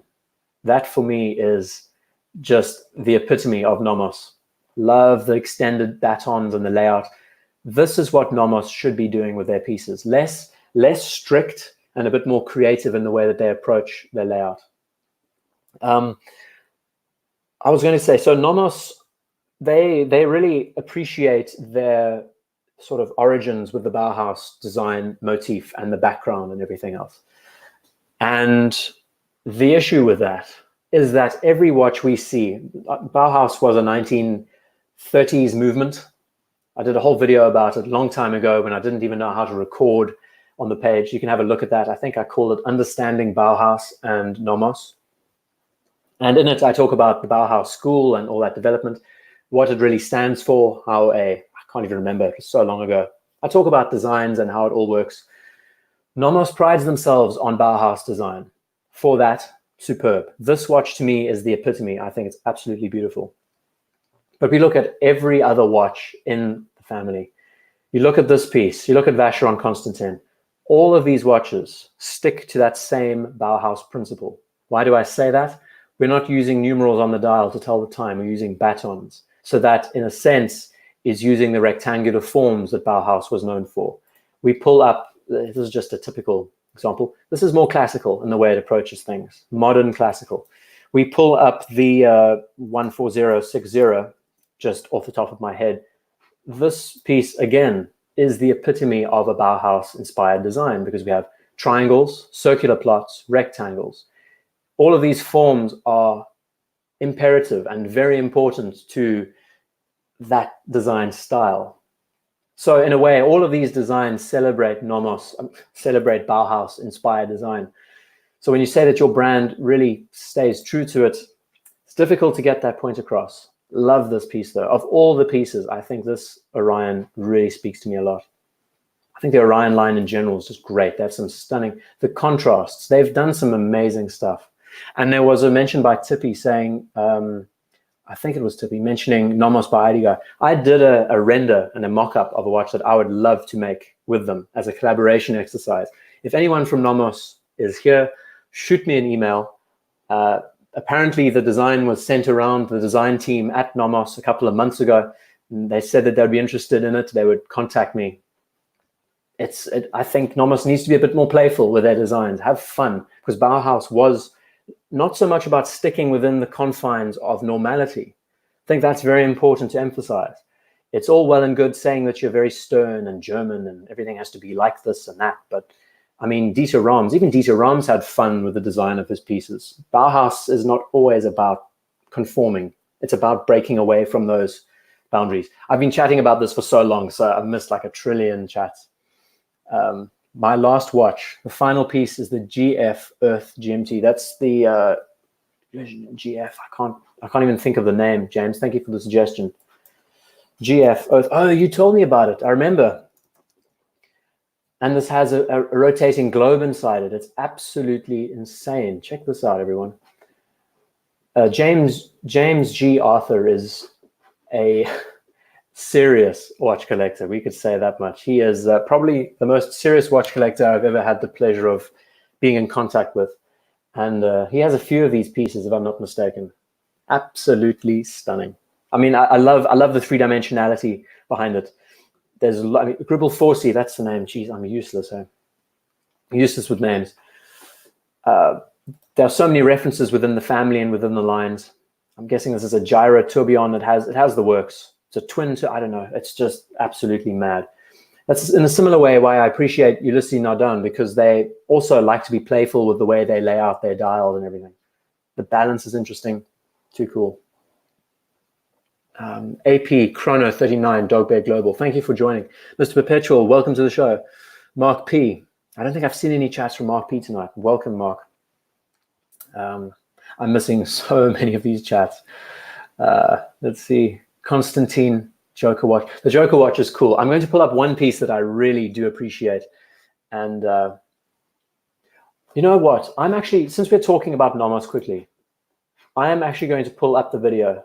Let me pull up the video quick and see if I can get it on this page for us. I'm going to see if this works. I type in Nomos IDGuy on Google. Do we get anything? No, we don't. Do we get anything? Oh, I'm going to pull this watch up because I really, really dig it. How best would I find it? IDGuy Bauhaus, maybe. Google is such a brilliant machine sometimes. No, nothing. Damn it. You're going to get there eventually. Just stick with me for a second, everyone. Just entertain yourselves in the chat. I have to go onto YouTube now, don't I? YouTube. Stick with me. We will get there eventually. I'm going to try and keep up with the chats while this loads. Oh, geez. Sign in, log in. Let's pull up this watch. Oh, geez, now I've got to wait for an ad for my video. How wonderful is that? Check it out. We're live, everyone. Okay, let's get to the end of this video where I talk about the piece. What is going on here? What is going on here? The proportions of the I don't know what is going on this page. We have literally, can I make this full screen? There we go. And let me pull up the final design of the watch that I did, if we can get there. Oh, of course, we get a recommended. Come on. There we go. No, let's go back. Apologies, everyone. I'm going to get there eventually in the end. What is going on tonight? I can tell you what, YouTube really likes to chug. There it is. It's a little bit blurred. It's a little bit difficult to see, but squint your eyes and see it. So this for me just is, oh, I dig it. And I tell you, some of the best designs happen in like a couple of, this took me 60 seconds to put together. I thought, okay, Bauhaus is all about angled lines and curves and proportions, squares and so I just thought, okay, let's blend these colors together. This to me would be such a cool seller in the line. It's playful, fun, it's exciting, it's got a nice flash of color to it. We see the balance between the triangles. I tried, look at this. This is the crazy thing.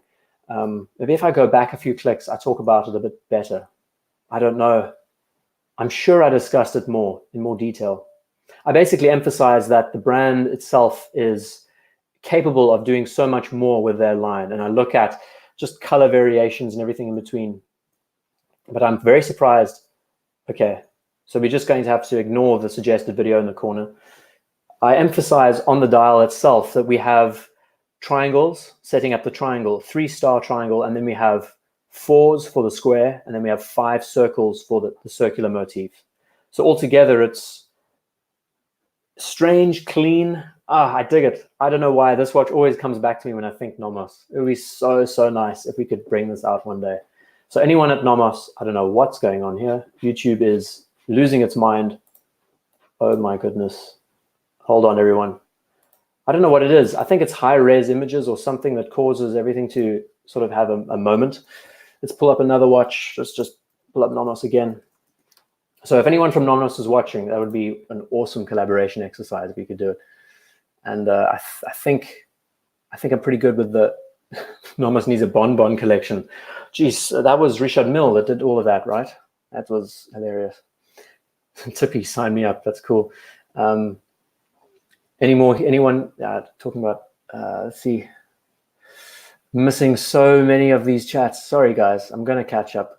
I hereby commit to a purpose for IDGuy watch if it was released. I would love that watch to be made. Because, I mean, we're sticking to Nomos, might as well. They do some unique things. But when you see everything looking kind of sterile and the same, you kind of question, wouldn't it be nice if you could just emphasize details in other areas too? I'd love it. And it doesn't have to be a limited edition piece either. It can be a part of their line.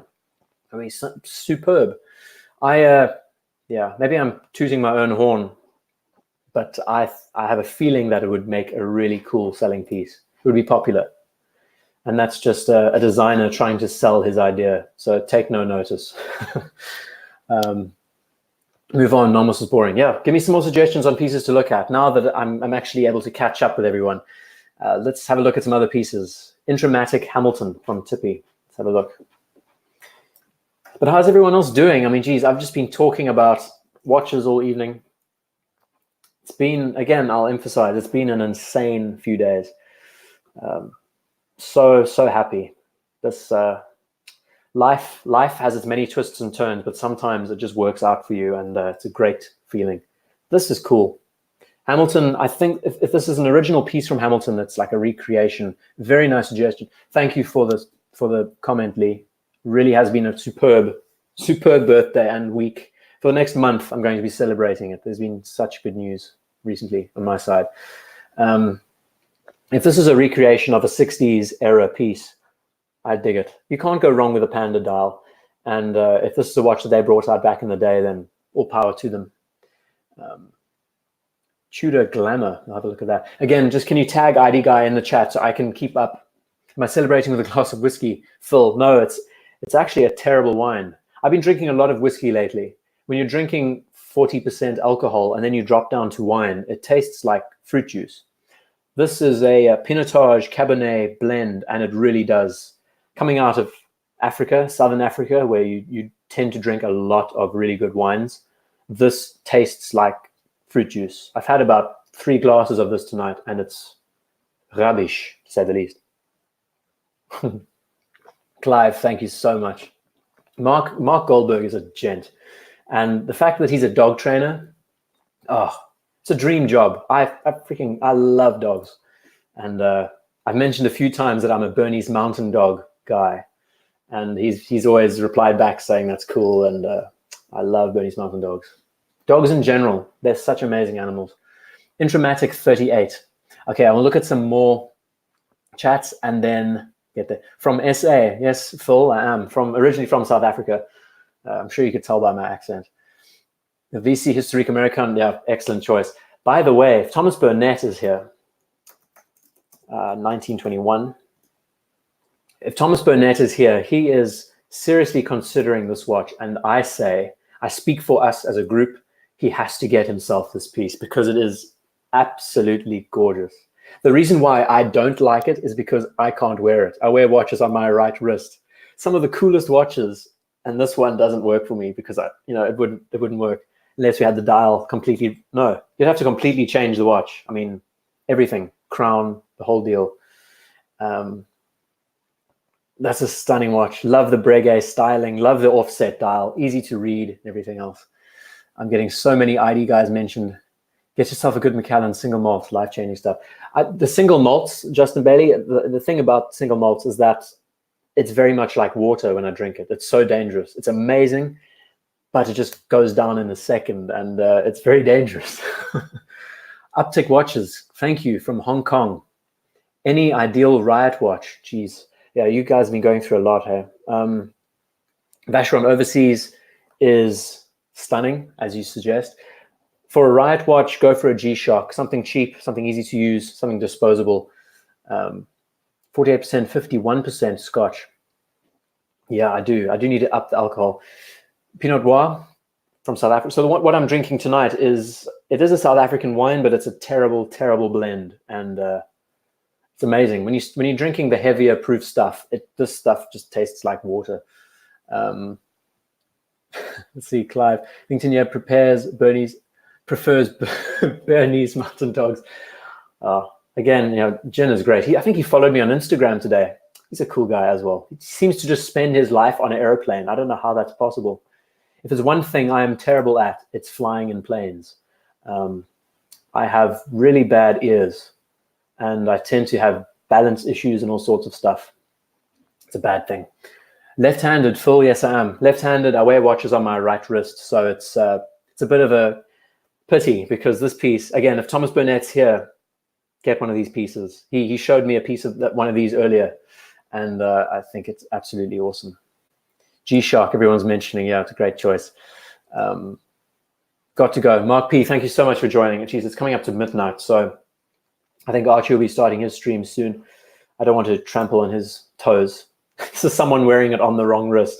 See, it's such a struggle, when you, oh, geez, don't tell me. See what I mean? I mean, how unfortunate is that? It's like the watch doesn't want to be read when it's on the wrong wrist. It's a pity. They need to do an alternate version for the other side.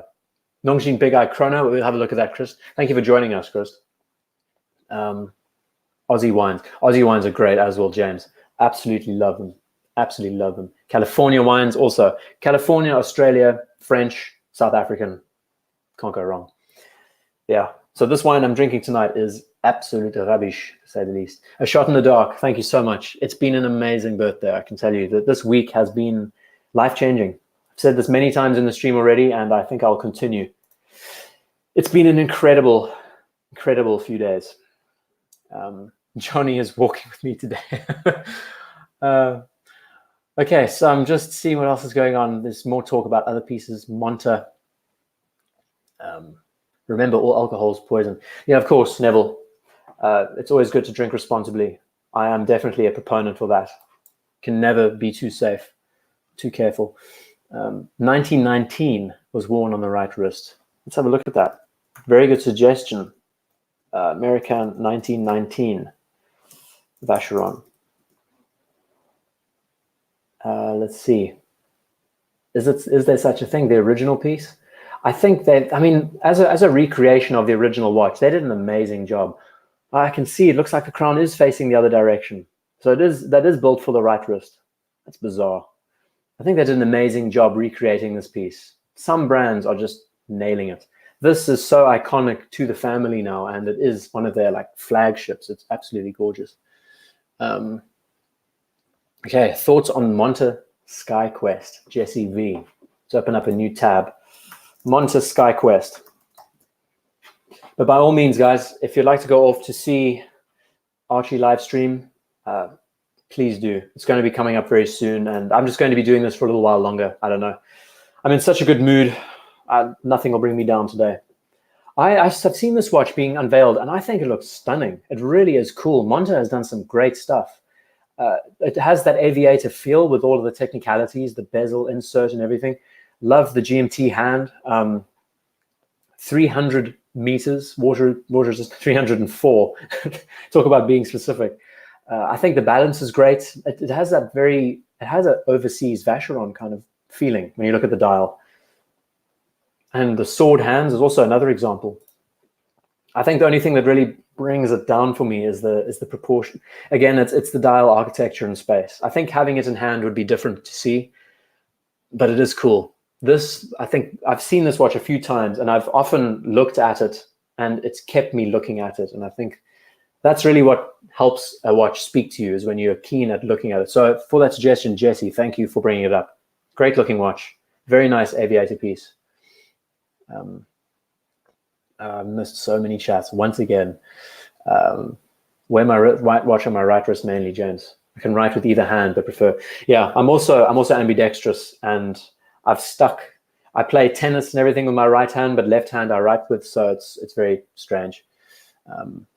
California has banned the import of alligator straps, Rich Buddy. Alligator straps. Now, in the States, you guys have alligators. Coming out of Africa, we have crocodiles. Well, geez, you must go get crocodile straps. Go source them from Botswana or something, because they're everywhere. You can't get enough crocodiles in Africa or Australia. I'm pretty sure those laws are different. Is there a big difference between crocodile and alligator leather? I'm not very proficient in knowing that. But I wonder why. I mean, alligators predominantly are around Florida, if I'm not mistaken. And I know the difference between alligators and crocodiles. But in Africa, I mean, they should make hippopotamus straps, because I mean, they're just everywhere. They're like a disease. Hippos are so dangerous. Coming out of Africa, it's an amazing world. If you've ever had the privilege of being able to travel, I highly recommend going out to Kenya, going out to Botswana, just getting lost and seeing that world, because you are just in a completely different world out there. Thank you for mentioning it, Rich. That is crazy. I had no idea. Spanish wine as well, Carlos. Yes, very good. Gibson's dog, thank you so much for joining. I'm sure you've left about half an hour ago. I've missed so many chats. Aussie wine, life is hard. That's a good brand name, Clive. Thank you. Half drunk is wasted money. Yeah, I think getting drunk in general is wasted money when you're pissing it up against the wall at the end of the day. But that's just me. Aloha GMT watch. Tippy always brings out these crazy suggestions. JLC, there's a mention from Lee. I'm actually going to look up a JLC right now.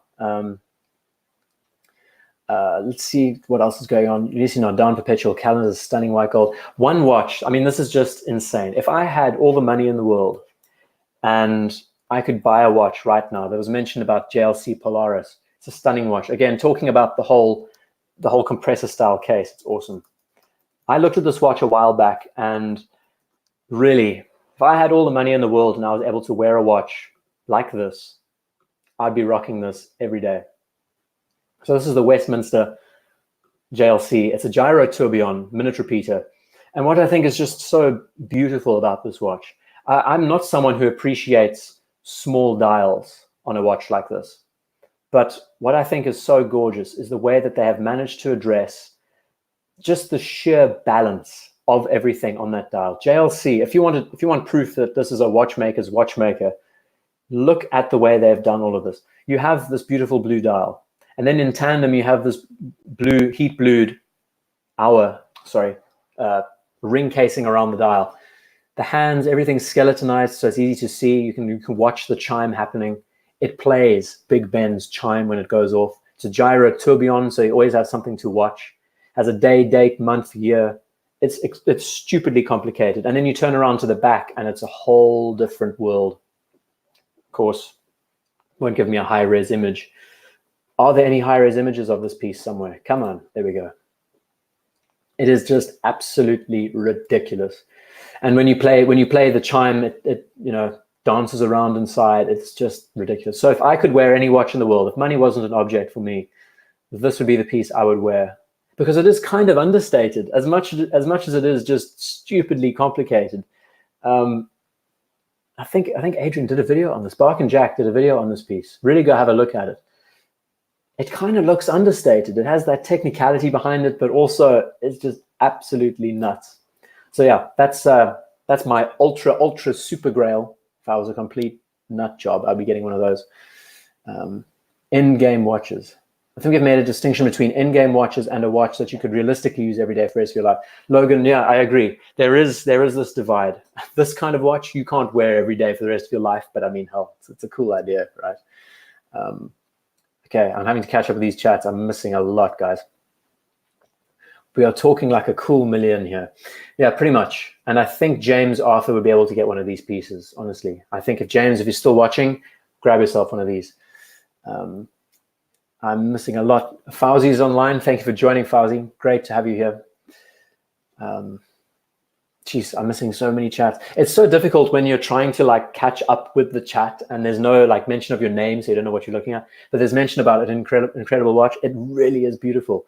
And technical watches aren't my cup of tea, but I just love the idea that everything sort of blends into the background until you want to see it.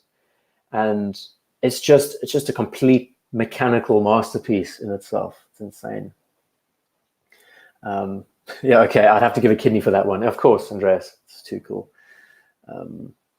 So what else is going on? Clive, Bark and Jack also did a Bremont fanboy video. No, I mean, the Bremont video was, again, it's just about how you get your words across. Everyone struggles. I can tell you that when it comes to presenting something, you don't want to sound like you're biased or anything else, but it's very difficult to. Like, for example, what's a good example? The Omega Seamaster 300, okay? I can pull it up and talk about the watch and say really glowing stuff about it. I mean, I love this piece. Absolutely. I'll do it right now. I'll reenact it. Absolutely love this piece. Love that they've incorporated the faux patina, that everything's arrowed and everything is set up like this. Love the numeral integration on the inside and the ceramic bezel. You know, when you buy one of these, you're a part of a secret club and you say anything and it gets misconstrued. And that's what happened with that Bremont video. It really was misconstrued, I think. In reality, he was critical on both ends. I think getting rid of the video wasn't the best choice. He should have kept the video because it was cool. It was nice talking about these brands. It's nice hearing about UK-based brands because you just don't hear about them nowadays. Okay, catching up with everything else. Roger Smith. Oh, geez, of course, Starchy. Let's pull up a Roger Smith piece. There are some amazing, amazing watches that he makes. And I think what is just so... No, not that Roger Smith. I think what is so charming about the way he approaches his watch designs, I mean, if we look at Daniels, here's a Daniels piece, very much has that French-English approach, Breguet sort of inspired pocket watch motifs from back in the day. And how Roger Smith has been able to take it and blend it into his own. I mean, this is a steel piece, eh? This is stainless steel. I think what's so charming about it is that you see the inaccuracies. You see where the hand engraved the numerals. You see where the paint hasn't been filled correctly. You notice how the dial has been finished. I mean, apparently these dials are recreated again and again because of just how many errors there are, you know? Yeah, Cheetown. Roger Smith was George Daniels' protege. I think those errors really say a lot about that handmade quality. It's beautiful. They really are beautiful. You, of course, substantiating price and everything to it, you have to be someone who's really serious to own a piece like this. And again, me as someone who doesn't really want a dress watch, I'm not a dress watch kind of person. This kind of watch I wouldn't own unless I didn't have to worry about money at all. But I like that. There's something about that background charm of it being handmade. Where's some nice, I can't stand these res pictures. Come on, give me a large image. There's just something about that old school styling that really is charming. And the lugs and everything has a very Lunga sort of feel to it, the way it's been arranged. Beautiful.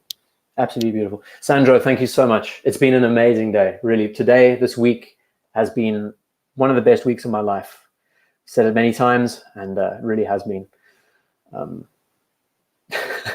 Logan. No, guys, really, off you go to the stream. I see a lot of you guys have left. By all means, I'm just chilling here. There's 105 of you guys here. Keep bringing up suggestions of watches. We've been going at this for 2 hours now, officially. Time check. Let's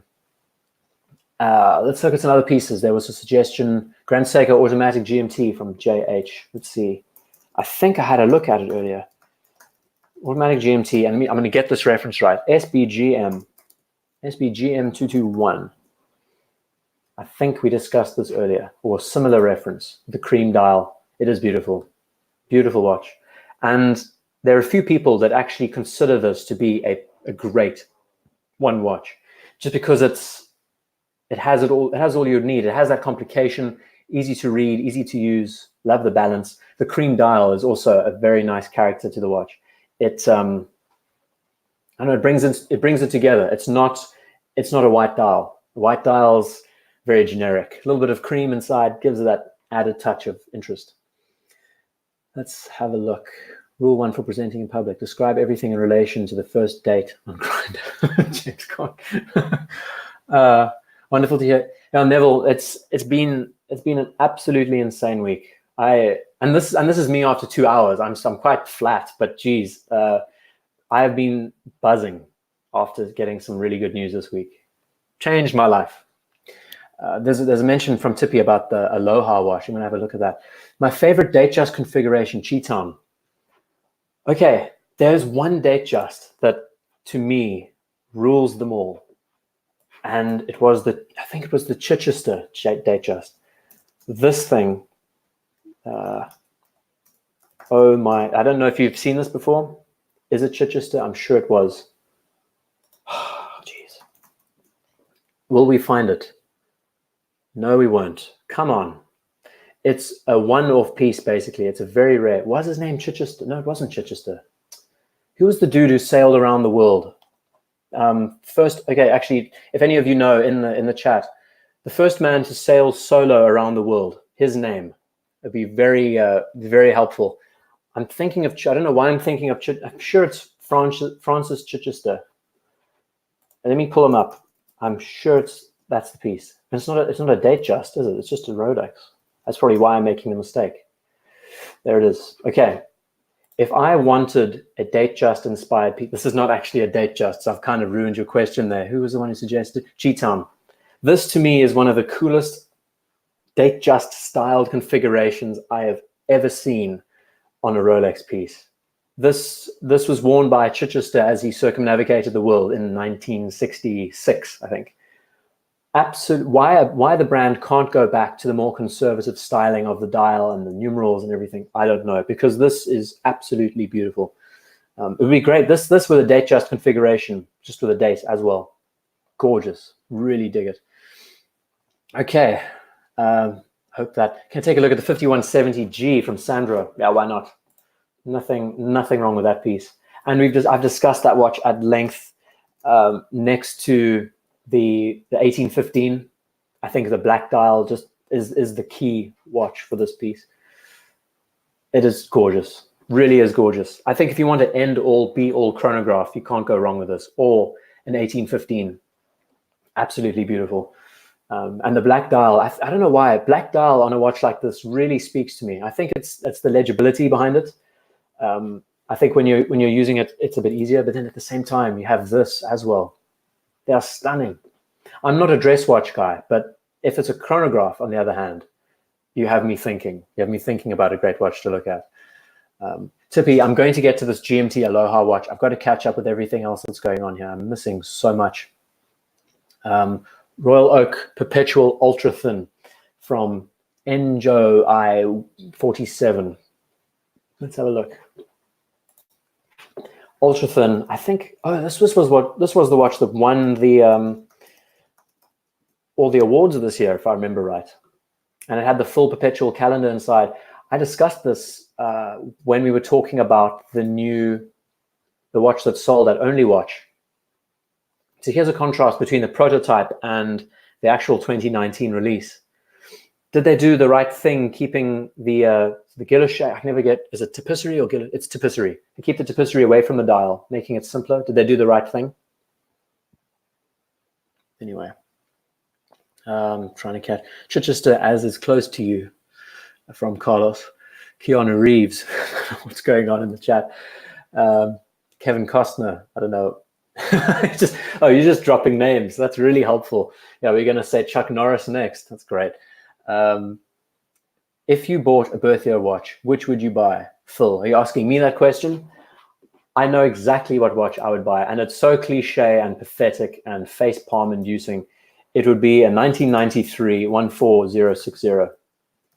I don't know if it's not an M. It doesn't fall into the M category, but it would be this watch. Simply because when I was about 7 or 8 years old, I remember watching reruns of Sean Connery and Roger Moore every year on the TV.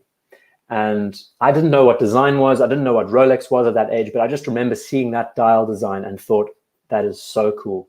When you're 7 years old, you're so impressionable. You don't know anything.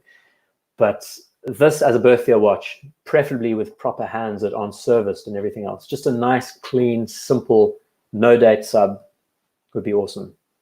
And I don't know what it is about the watch that draws me to it so much. It's very simple, very basic, very cliche. I mean, it is so cliche. But just for a birth year watch, this is the one I would get. And preferably, I'm very meticulous and quite weird. I would try my hardest. I would push as hard as I could to find a full box papers version of the watch that was made on the 22nd of November, 93. I'm sure they're out there. Imagine finding the exact watch made on the day you were born that is quite literally, or not, would you consider that being the date it was made? I'm pretty sure that's how it works. The watch is exactly the same age as you, no? That's what I think is the ultimate birth year watch. Not so much the date. I mean, it's cool. Get a 93 era or 1987 or whatever year you're born. That's easy enough. But the hard job is saying, okay, this watch was made on the day I was born. The papers prove it. Too cool. What's your favorite Bond car? Cheetom. There's only one Bond car, and I think everyone knows what it is. Chopard. Okay, we're going to look at some show from Crappy Luxury. Thank you for the suggestion. I'm going to have a look at that now. Bud Owens. I'm much older than you. I need a 5512 my birth year. Trying to find birth date as well. Yeah, some of us are really stupidly meticulous, and I think when you want a real birth year watch, you get the birthday watch. That's end all be all. Okay, Cheeton, I'd be interested in thinking what you think the best Bond car is. Everyone knows what the real Bond car is at the end of the day. There is only one. Chopard LUC XPS. Geez, now we're getting really into the horology again. XPS, and this is from Crappy Luxury. It's good to have you here, brother. Thank you for joining us. 1860. Oh, it's beautiful. That is beautiful. Chopard, again, is a brand, the recent watch, the Alpine that they released, sort of left a bad taste in a few people's mouths because it just feels like it's riding on the Royal Oak styling, even though it is a recreation of the vintage piece. But Chopard makes some stunning dress watches. I love the dial design. Nice and clean with the date out of the way, so it's easy to read. Great looking dress watch. Everyone's saying it pops. Yeah, we were talking about that. So I'm 26, Phil. Yeah, that's it. I said in the beginning of the stream, golden means golden ratio. There's something, and I spoke about the golden ratio a lot with the Lunga One a while back. I don't know so much about how this exactly fits into the golden ratio. I'd have to draw some diagrams on it and have a look. But the red one, you're saying, let's have a look, Crappy. The red one. Wow. How cool is that? Has anyone seen that before? You don't see red watches a lot. That really is striking. A very nice suggestion. Thank you so much for that, Crappy. That was great. I watched every single year, had them on the VHS. Yeah, Clam, I watched them. There was one channel that had them every month. I think it was in August. And every month they would play every single film. on that certain month, every night for that month, they'd be playing every film, and it was just amazing. We're talking about favorite Bond films right now. Go into the comments and talk about favorite Bond films. Which is your favorite? And I'll tell you mine. I think I've mentioned it before. How gorgeous is this piece? You want understated and clean. I mean, does it get better? Very rare. There's only a few of these around. So, catching up. Talking about the Planet Ocean, I haven't. Tom, thank you for the suggestion. I need to make a video about the Planet Ocean. I've spoken enough about the Seamaster. Planet Ocean needs a lot more attention. Longest Saxonia thin is cool. And I was actually going to make a video about it recently because I was kind of querying whether or not it's too simple. And that should be good. There'll be a nice wet Nelly Lotus Esprit. Oh, geez. I'm very cliche in the way that here we go. Let's have a look at the favorite Bond films. Casio F91W. Does that count as a birthday watch? Absolutely, Cheaton. I mean, really, it's a classic. It's a real icon. Okay, Moonbogan, Casino Royale, Skyfall, Goldfinger. I love the Godzilla watch. Okay, Aston Martin. Well, yeah, the DB5 is the watch that I love. Goldfinger is an awesome film. There's one piece that now I feel like it was really bad that I dropped film titles in if we decide to go that route. Yeah, so as a birthday watch, this is what I would grab. Preferably birthday watch, if I could. Toyota 2000 GT. Yeah, that's cool. So the Planet Ocean, let's pull it up. There's one Planet Ocean that was mentioned in the last stream, actually, 39.5. And I think what they did here was brilliant. Bringing down the size just a little bit to make it understated. It's not by any means thick. It's easy to wear. So it's a 40 mil Planet Ocean, but probably wears more along the lines of a 42. Man with a Golden Gun. Awesome film. Really awesome film. My favorite. I'm interested in if anyone matches my favorite in the chat. It's a little bit obscure.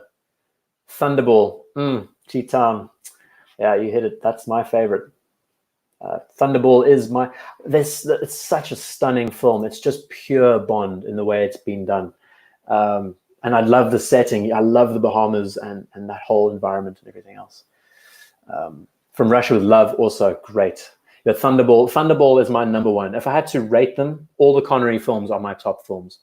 Let me try and think. How would I rate them? Thunderball, Goldfinger, Dr. No, then From Russia with Love, and then Roger Moore with Live and Let Die. Those are pretty much my four favorites, just because the watches are amazing. The underwater battle is ridiculous. You do skip through a lot of the film at times because it's just like, it's nuts. But I love the whole atmosphere, the setting. His Submariner is in the film so much, and he wears that Breitling top time. So this Planet Ocean, again, just jumping back to it, 40 millimeters, and so cool. I really dig it. As a Bond watch, this has been used in a lot of the films. You Only Live Twice. Yeah, also amazing. I love the soundtrack for that film. Oh, it's too cool. The very first film I saw was on release was Live and Let Die, hence my watch love. Phil. Oh, that Submariner. Let's pull up a 5513. 1970. It's amazing how these watches transitioned over time. I mean, this is pretty much bang on to what he was wearing in the film, even though his was completely bastardized with all of those mechanics and stuff inside it for the film scenes and the buzz saw and everything. The magnets, they drilled a hole through the end link so they could fit a wire through it. This integrated end link was one of the best design ideas for these pieces, I think. I would love for Rolex to incorporate this again, because there's just something so seamless about how this is being presented. Where is a good example? Here. I think there's something so characteristic about having a squared off Submariner. It's a real sports watch, you know, gorgeous. James, thank you so much for joining. Absolutely. Please keep in touch. If you want to email me, Instagram, how we normally chat, whatever you like to do. Monopoly Undone. How that's a cool looking watch. I saw it recently. I want to have a look at that now. What else is going on? Roger Dubuis Homage, Monopusher H40. Okay, let's have a look at that. I first want to look at this Monopoly Undone. Undone has done some cool stuff. It doesn't make any sense. Undone has done some cool stuff. It's clearly getting late in the UK, right? That is awesome. Don't you think that's cool? I think that's sick. got this guy rocking. I mean, that's a lot of fun. It's a real high rolling looking watch, you know. It's cool. Die Another Day, JH. Is that your favorite film? I grew up in the 90s era Brosnan films. I love the fact that the watch was used so much in the film. 1966 film. Let's have a look. Let's pull up some clean examples. That's a really, really hard piece to find. I mean, in all seriousness, these 60s era pieces are the most expensive to get, right? And you know, if it wasn't a birthday watch that I was looking for, I would be grabbing a 5512 if I could. I think the 5512s with the gloss dials. But again, some of these transitional 5513s had gloss dials too. Oh, I just love them. Hamilton Khaki Murph, good suggestion, Tippy. Let's have a look at that. Roger Dubuis homage, Monopusher. But it's getting so late in the evening, I don't think I'll be able to type that much. I'm like slowing down for the night. Let's have a look at the Murph Hamilton. I'm going to try and like back off. If you can try and like abbreviate the suggestions just down to like simpler watches so my brain doesn't have to, oh, look at that. Is this the Murph watch? I can't believe it. Is this the watch from the film? It is. That is, so this watch was used in Interstellar, if I'm not mistaken. And this is the watch that was like the big moment piece. How can you go wrong with hands like that and the dial layout? It's so clean. This is on the Hodinkee shop. It's so, so cool. Would you celebrate a new job opportunity with a watch purchase, Phil? I wouldn't, actually. I'm really holding back on watch purchases. At this point in my life, I'm pretty much paying rent day by day and living off very basic meals, to say the least. So no, watches as a serious expense that I can't afford at the moment. But one of these days, I would love to get a brilliant luxury watch. I don't know what it would be. It's so ironic that I run this page, discuss watches all the time, and I don't own a fancy luxury watch that I yearn to have, but simply can't afford at this stage in my life. It's very ironic, to say the least. Okay, what was my favorite Bond Submariner movie scene? Cheaton. What I like the most is actually seeing the watch being worn throughout the film. I like it when the watch is actually exposed. It's nice to see the proportions. I think the one that really the Goldfinger scene when he's lighting the cigarette is just so iconic. It's great. Just how stupid that little strap is on his wrist is awesome. And I think of other scenes. Live and Let Die was quite cool when he did that sudden check. Dr. No, what did he use on Dr. No? I can't remember how the watch was featured in the film. This is a gorgeous looking Hamilton though, right? Love the layout, love the contrast, love the handset. I think it's very nice and traditional. Shark Pool was great. 1016. Let's have a look at that as well. Yeah, so Cheaton, back to your question. I think the Live and Let Die was also one of those films. There's a few films that I'm not thinking, that I can't get to my head around. There were other scenes when we would have the Submariner featured. There was a pre-Daytona in one of the films too. I mean, I can't remember all the names of the films. I just think about the Submariner often enough. But the 1016, I kind of in the back of my mind wish that this became James Bond's watch. Just imagine how crazy in demand these watches would be if that was the case. Just hypothetically, imagine I become an actor one day and decide, hey, I land the role of being James Bond in a film. I would go out of my way to deliberately wear a 1016 in the film, in the opening scenes, you know, as you just begin the film, wear a 1016 and then get given the Omega later on. But I think there needs to be a James Bond film with a 1016 featured in it. It would just be such a nice payback to Ian Fleming, what he wore back in the day. You don't need to own a fancy luxury watch to talk about them. That's the major fantasy. You know, Cheaton, that's why I kind of started the page. I kind of approached it with the idea of saying, you don't need to own these things to talk about them. It's like art. I mean, if we just pull up Picasso paintings, I don't own any of these, but like an art critic, you can look at this and say what you like, say what you don't like. And that's kind of how I've tried to approach this whole dynamic. It's nice to talk about these things looking at their designs, like the Undone Monopoly. Yes, it's so like stupid, but it's so cool. It's got that JPS sort of layout. I love the little motif of the guy in the corner, got the money floating around inside the dials. It's exciting. It's interesting. It's a lot of work being able to machine all of this stuff, all of these separate dials. It's just cool. And that's how that's how any kind of hobby should be, just enjoying it. Jeff Bridges with Jagged Edge. Okay, let's find some other pieces. Shouldn't be looking at Picasso paintings. How old is everyone? 38. Yeah, I'm 26, Clam Walker. I'm a youngster. All the President's Men. Oh, Phil, you took the words out of my mouth. Marathon Man as well. Superb film. What's another one? I've actually been looking up old films to try and find some great references.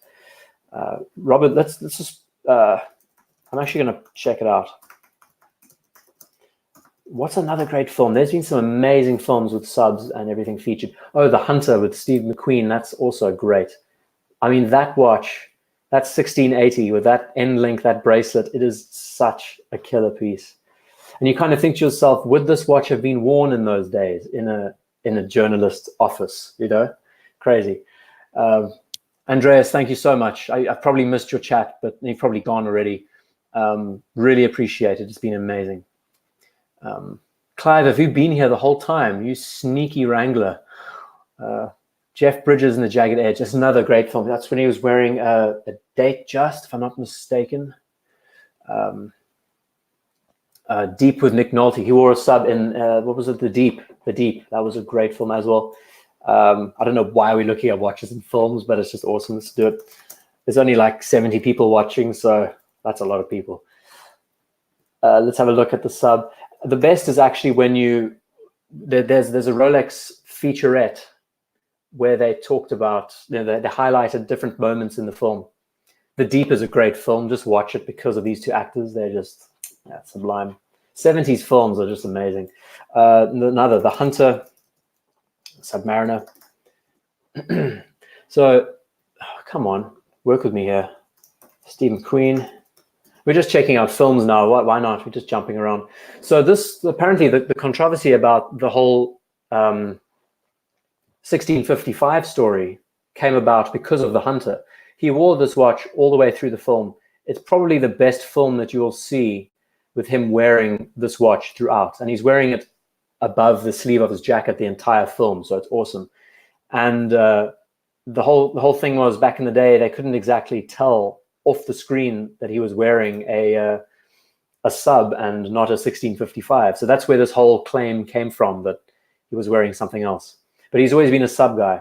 55-13 in this film, and then he'll be wearing a 55-12 back in the day when he did Le Mans, if I'm not mistaken, in the earlier years. And the way you can tell is basically the end link integration. That's one of the easiest ways to tell. We're going on some great tangents here, but it's awesome. Moonraker Seiko is awesome as well. Giro Perigo, Constant Escapement. Just guys, if you could scale down the watches so they're not super, super high end, it would be cool, because I'm battling. Nicolas Cage, National Treasure, what did he wear? I can't even remember. What female watch will Bond have on? Clam Walker, don't know. Giro Perigo, Constant Escapement, GP, Constant Escapement. Let's have a look at this. That is amazing. Some of these watches with their symmetry, they are absolutely gorgeous. Love the power reserve indicator in the corner. Nice and clean. I'm sure when you wind the watch, you see these cogs moving. It's great. Very nice and clean. Some of these watches, when they're able to blend that style with mechanics, it's absolutely awesome. To the best damn stuntman. Yeah, that was his 55-13 that he had engraved. Let's talk films and watches. I'm pretty useless with films and watches, honestly. Marlon Brando, BS. Has it gone up yet? Oh, we're talking about the sale. Okay, let's pull that up. That's cool.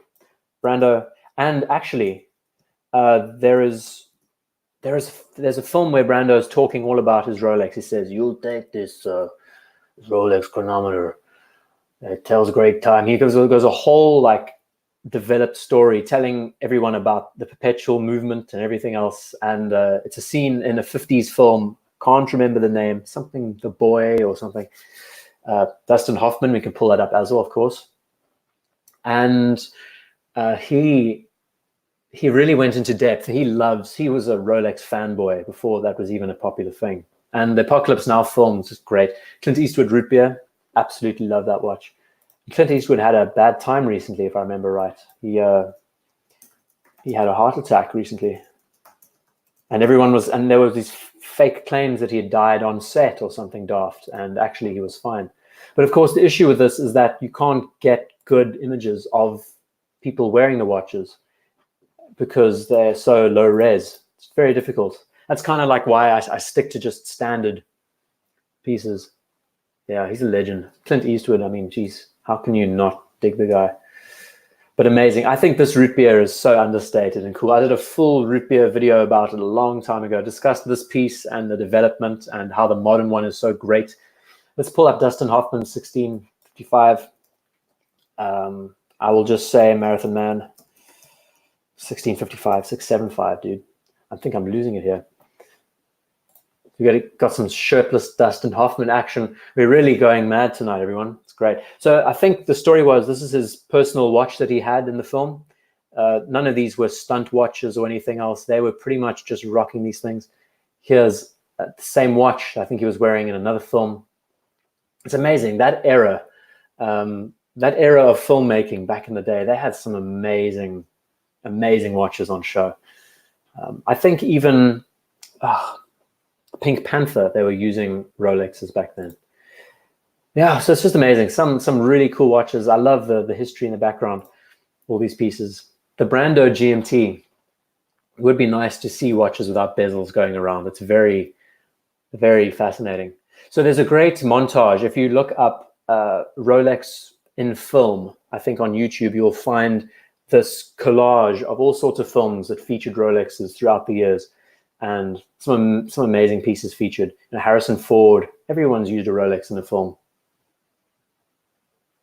GMT1 Air America, Mel Gibson, film cavity. GS Diver Thoughts, Tom Austin. Cool, let's have a look. I like these simple questions. It's great. Can't do these complicated things. The Grand Seiko Diver, I don't know, it has merit in a few places, but it does look kind of strange. I think the one that I really like is the more modern version with the 36,000 high beat. I think this one's killer, nice and blocky and aggressive. I think they're trying to do like this no, it's not a Prospex. It's just a high beat. I really like the styling on this. It's a bit more aggressive. This version, the SBGA, I don't know. It looks a little bit, it's not as exciting as I would want it to be. I think when you want a diver, you want something that really wows you. A watch like this really has a wow factor, Grand Seiko wow factor to it, you know? They are too bulky. I think they're 44 millimeters, if I'm not mistaken. But it is cool. Hitman's Bodyguard. Ryan Reynolds' character goes from rich to broke. In the beginning, he wears a Patek Sky Moon. Later, he wears a Henry London. Of course, very cool pilot style. I need to watch that film. I don't think I've seen it. Patek Sky Moon. I need to watch it. There's so many watches and films. And what's nice is that because of our community, because of channels like Hodinky and other pages, people just promoting watches around, more and more people are getting in line with the idea of incorporating watches in films, and just the implications, and all of us watch guys are watching these films and see these things and go, hey, that's awesome, he's wearing XYZ. I do it all the time. It's great when you see chefs making things and they're wearing Daytonas, and some chefs wear G-Shocks, and it's great. It's really cool. Play nice, Clive, play nice. And Phil, play nice. But you know, there's so many dive watches around out there, especially in the Grand Seiko line. But the size is a bit ridiculous. It would look great on a wetsuit, but you know, there's so many watches. If anyone else would like to suggest some pieces, that would be cool. I think I'll be closing shop. It's been 2.5 hours running the show, and Black Bay 58 is great. Let's pull that up. I'm so glad I can actually keep up with the chat for a change. Awesome. Black Bay 58 is a great first watch. It would be nice if we could see them integrate more styles to the 58. You know, blue bezel, maybe some blue highlights, snowflake. We need a snowflake dial with a snowflake hand, not this circular layout. And that's the only thing that really jars me with this piece. If you want a snowflake hand, you have a snowflake dial. That's just how it works, you know. Orange dial divers, Neville, there's some great pieces. And a date would be awesome, Dan. Great suggestion. Yeah, absolutely. I think this watch, and they should have a Cyclops with this piece just to add that character back. There's some really sick pieces. What I love is there are so many watches. It's always a pleasure writing about these things because there are so many watches available to talk about nowadays, whether they're reissues, whether they're vintage, modern. I love it. I love the variety. Pelagos left-hand drive, another great piece.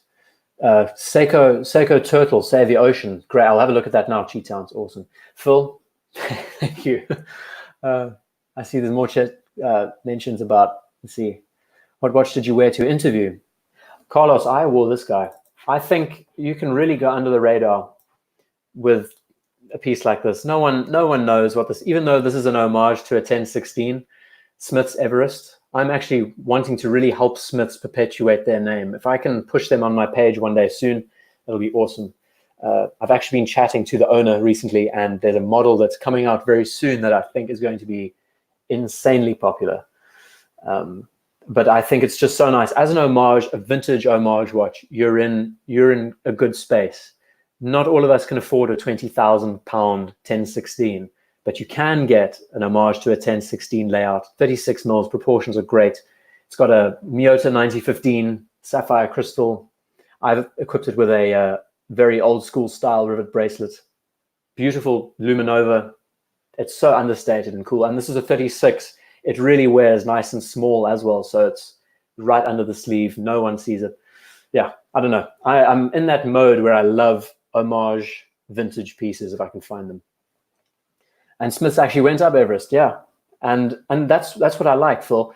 The fact that Smiths was accompanying the Rolex, just the standard Rolex Oyster Perpetual, and to pay tribute to the Oyster Perpetual by also summiting up the mountain, they create a 1016, which is arguably the most iconic Explorer watch. It's a great play on things, don't you think? It's a great like mental mind game. It's really nice, really nice. I think that's one of the main reasons why I dig it so much. Smiths has a really cool history behind it. We need to push it, you know. Be really nice to push it. Robin Williams, Dead Poet Society wore a gold-plated Hamilton. I remember I watched Dead Poet Society recently, and I remember seeing he was wearing this gold-plated pieces. Save the Ocean, Seiko Turtle. This is just a full blue piece, if I remember. Yeah, it's gorgeous. Really is cool. If you dig the turtle, I think it's absolutely stunning. Love the little details. Love the little accent on the hand. The gray on the bezel. There's other variants, I think, within the line as well. And they're going for a premium. I think lots of people are interested in them. Blue on blue is great for a diver. Sold for 32K. Wow, that's amazing. So to Save the Ocean, I think it's great. Just a great initiative. Very nice idea.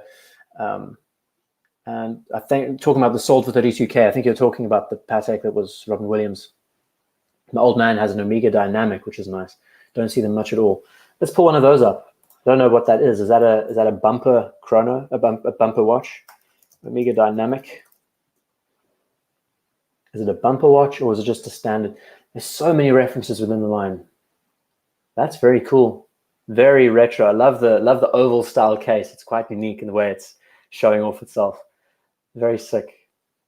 Some of these designs from back in the day, they really did some cool things with regards to the layout, the very retro styling, the minute tracks, the layout, the colors. It's too cool. Spinnaker is another example. Jeez, there's so many brands, guys. We've been chatting. I can't believe I've been talking for 2 hours straight. What is wrong with me? Absolutely insane. So I don't know what I would like to do actually. Let's pull it up, James. Thank you for suggesting, and thank you so much for the super chat. I mean, geez, you really didn't have to do that. So it's called the Roger Dubuis. I kind of have to do it now since you've brought it up for everyone to see. Homage chronograph H40. Wow, that's cool. I get a immediate sort of like oh, is this the piece here? Geez, that looks just like a sector dial JLC. Almost exactly like a sector dial JLC. Who agrees with me in the chat? That's amazing. Stunning looking watch. Is this the piece you were suggesting?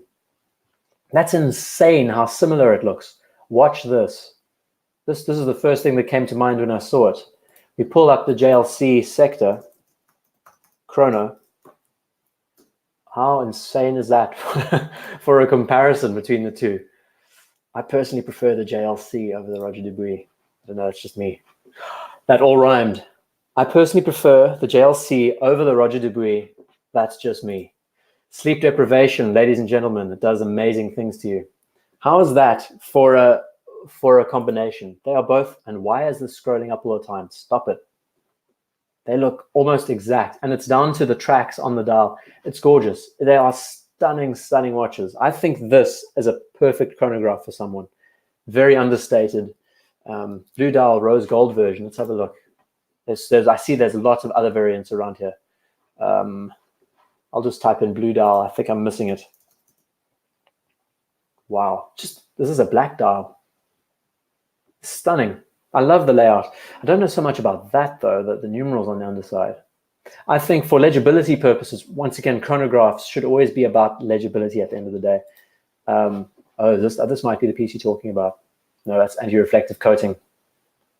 I don't know. Chronographs are all about legibility at the end of the day, and for this for me is ideal. You see those dials so easily. Being a pulsation dial, it's practical, which is the JLC doesn't have. So I mean, anything else is pretty cool.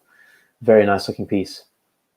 So what I was going to say, since we'll probably be going on in circles talking about just watches being pulled up on screen, I would like to just bring up the thought once again about what really constitutes only one watch. And I think we'll bring the stream to a close in about 5 minutes or so. It's kind of like you have to think practicality-wise, wearing it every day. Reliability of movements, Tom Austin's saying about... does anyone in my family share Phil? No one in my family really shares love for watches. You know, I try and fill them with the ideas and telling them about it, and of course they start picking up on things. Like they'll point out that that's a Breguet and that's a JLC. It's amazing, actually. My folks have quite a good eye for details, so often they will say, hey, that looks cool, that looks like a JLC or whatever. They're starting to... It's interesting because watches have very distinct characters in the way they're styled. And yeah, no, I'm the one who pretty much got into this hobby, and I'm the one who's really sticking to it, where no one else is really keen on it, honestly. Patek 5070 is awesome. Look up the Hamilton Reverso. They collaborated once. Jeez. I'm going to pull up the 5070. I think, so talking about JLC sector dials, I'm not so much of a fan of the standard sector. I think the sector chrono is beautiful. This could be a watch that I would consider. Put this on a mesh style beads of rice bracelet. Absolutely gorgeous. 5070 platinum, why not? So I don't know, when I look at the 5070, no, that's not a platinum, it's too difficult to see. Oh, come on, Patek. When we look at it, I find it is a bit too traditional for my tastes. That's just me, you know. The one watch that I really dig is the 5170, mainly because of the Breguet numerals. The fact that the sub-seconds have the sub-second dials have been pushed down ever so slightly, so the balance is a little bit off. This watch looks a little bit too traditional, but again, the styling, it looks very much like the JLC sector. Thank you for the suggestion. Who was that? Double T. Thank you for the suggestion on the piece. The hands of the JLC, absolutely, Carlos. Those skeleton hands makes the reading experience great, and it sort of blends it together. It's a beautiful watch. I really want to pull it up again just for fun. JLC sector chrono. We're getting there eventually. Those skeleton needle hands, it's so unique, so characteristic of the watch. I don't know, it just works so well in tandem with everything else. You have blue highlights around the dial. It's gorgeous. Really gorgeous watch. So easy to wear, so understated.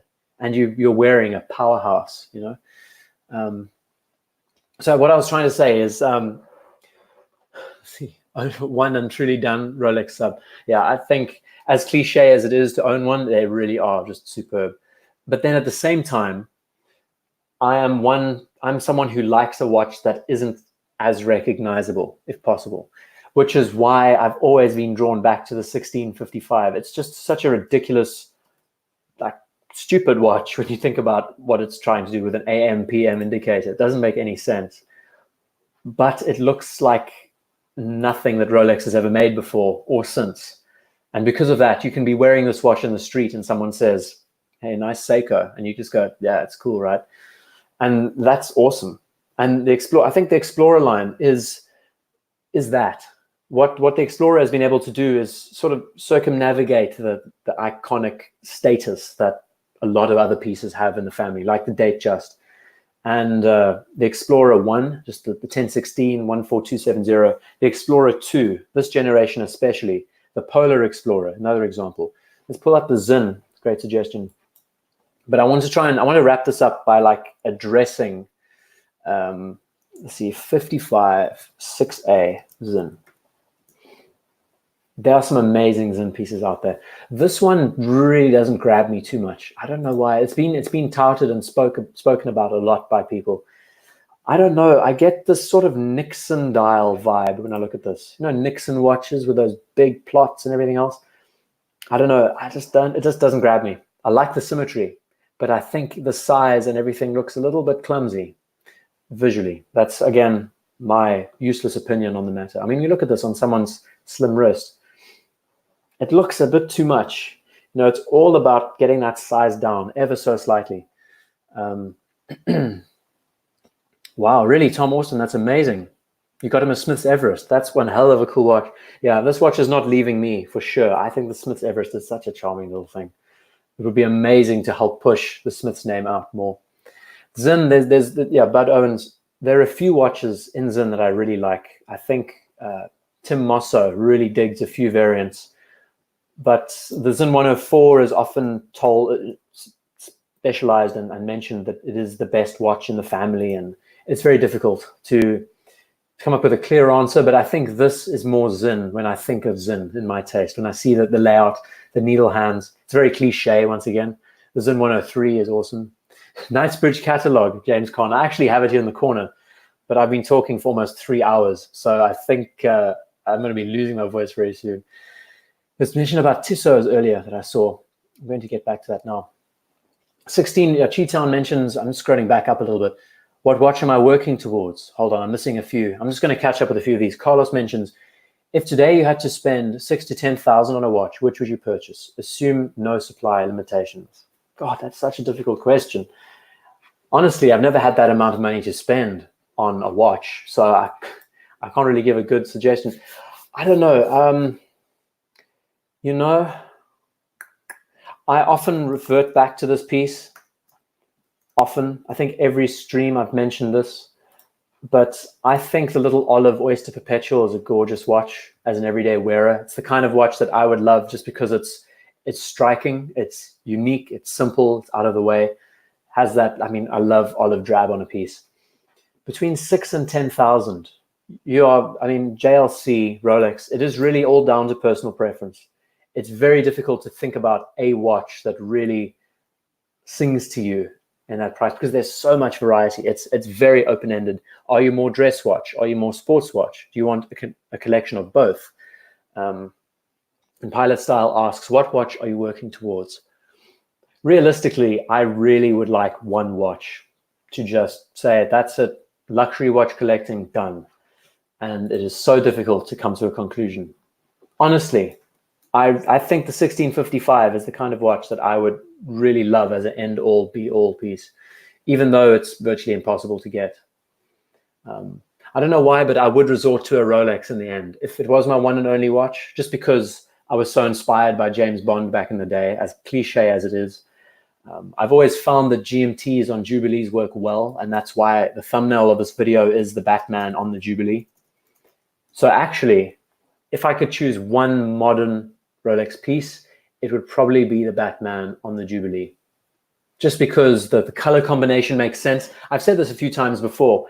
Black and blue makes sense because you have day and night sky. From 6 in the evening, 6 in the morning, it's dark. 6 in the morning till 6 in the evening, it's light. Blue sky, black sky.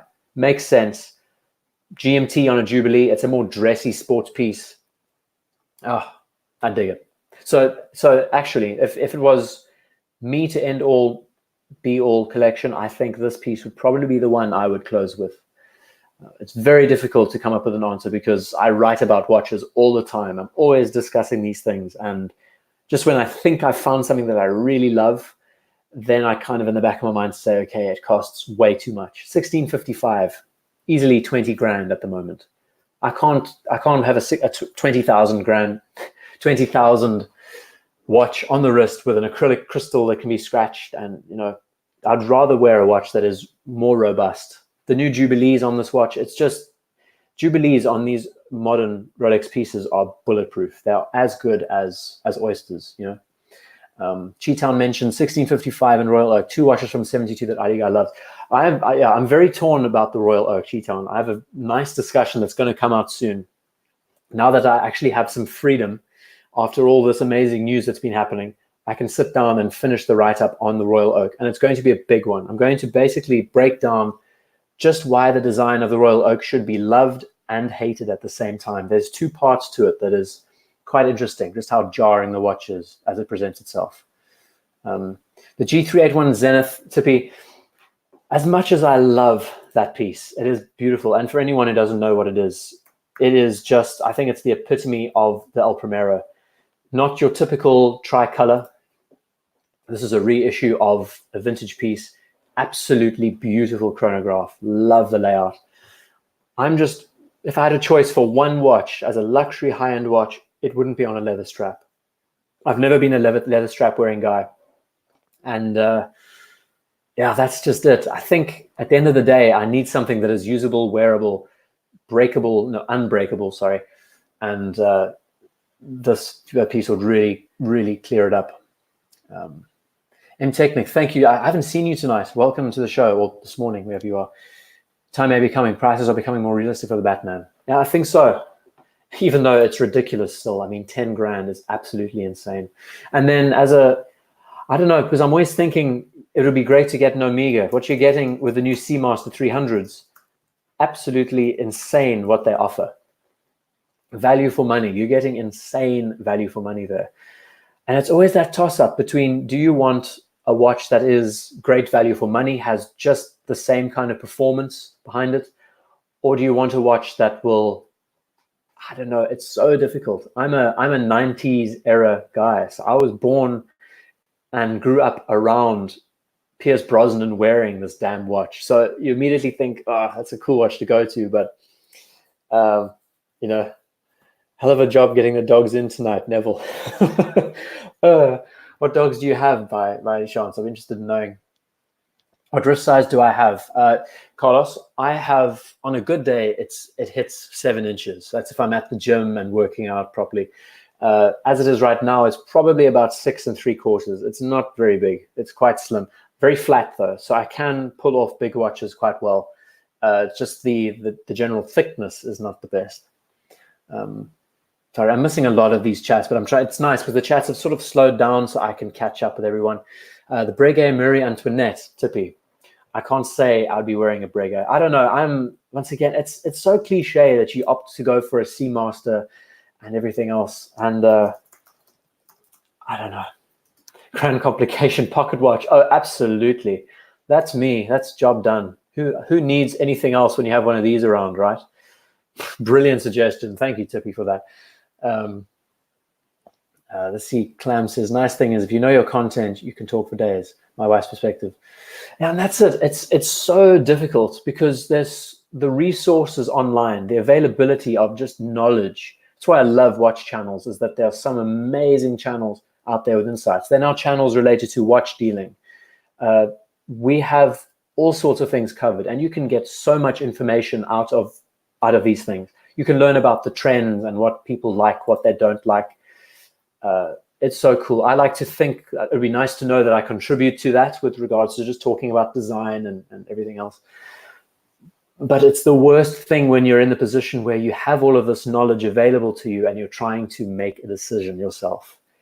And that's what I'm struggling with. Clam Walker, go to the beginning of the stream if you'd like to know. And I think Mark P hits it on the head with his line. The beginning of the stream, I talk about it fully. So yeah, it's there was a talk about a 57 Seamaster. I just arrived, family time Friday, every other one. I love my 57 style Seamaster as the main. You know what? I have had an extensive wearing time of the 57 reissue Stratocaster. Hell yeah. I love my Fender Stratocasters so much. We can talk about other designs one day. We can talk about, you know, guitars, and I love guitars. I rebuilt my Stratocaster. The 57 Seamaster is just the business. 38 mils. So, I mean, if you look at my wrist size, of course, photos really don't do wrist sizes justice. This is 36. So the 38 would fit around about the same size.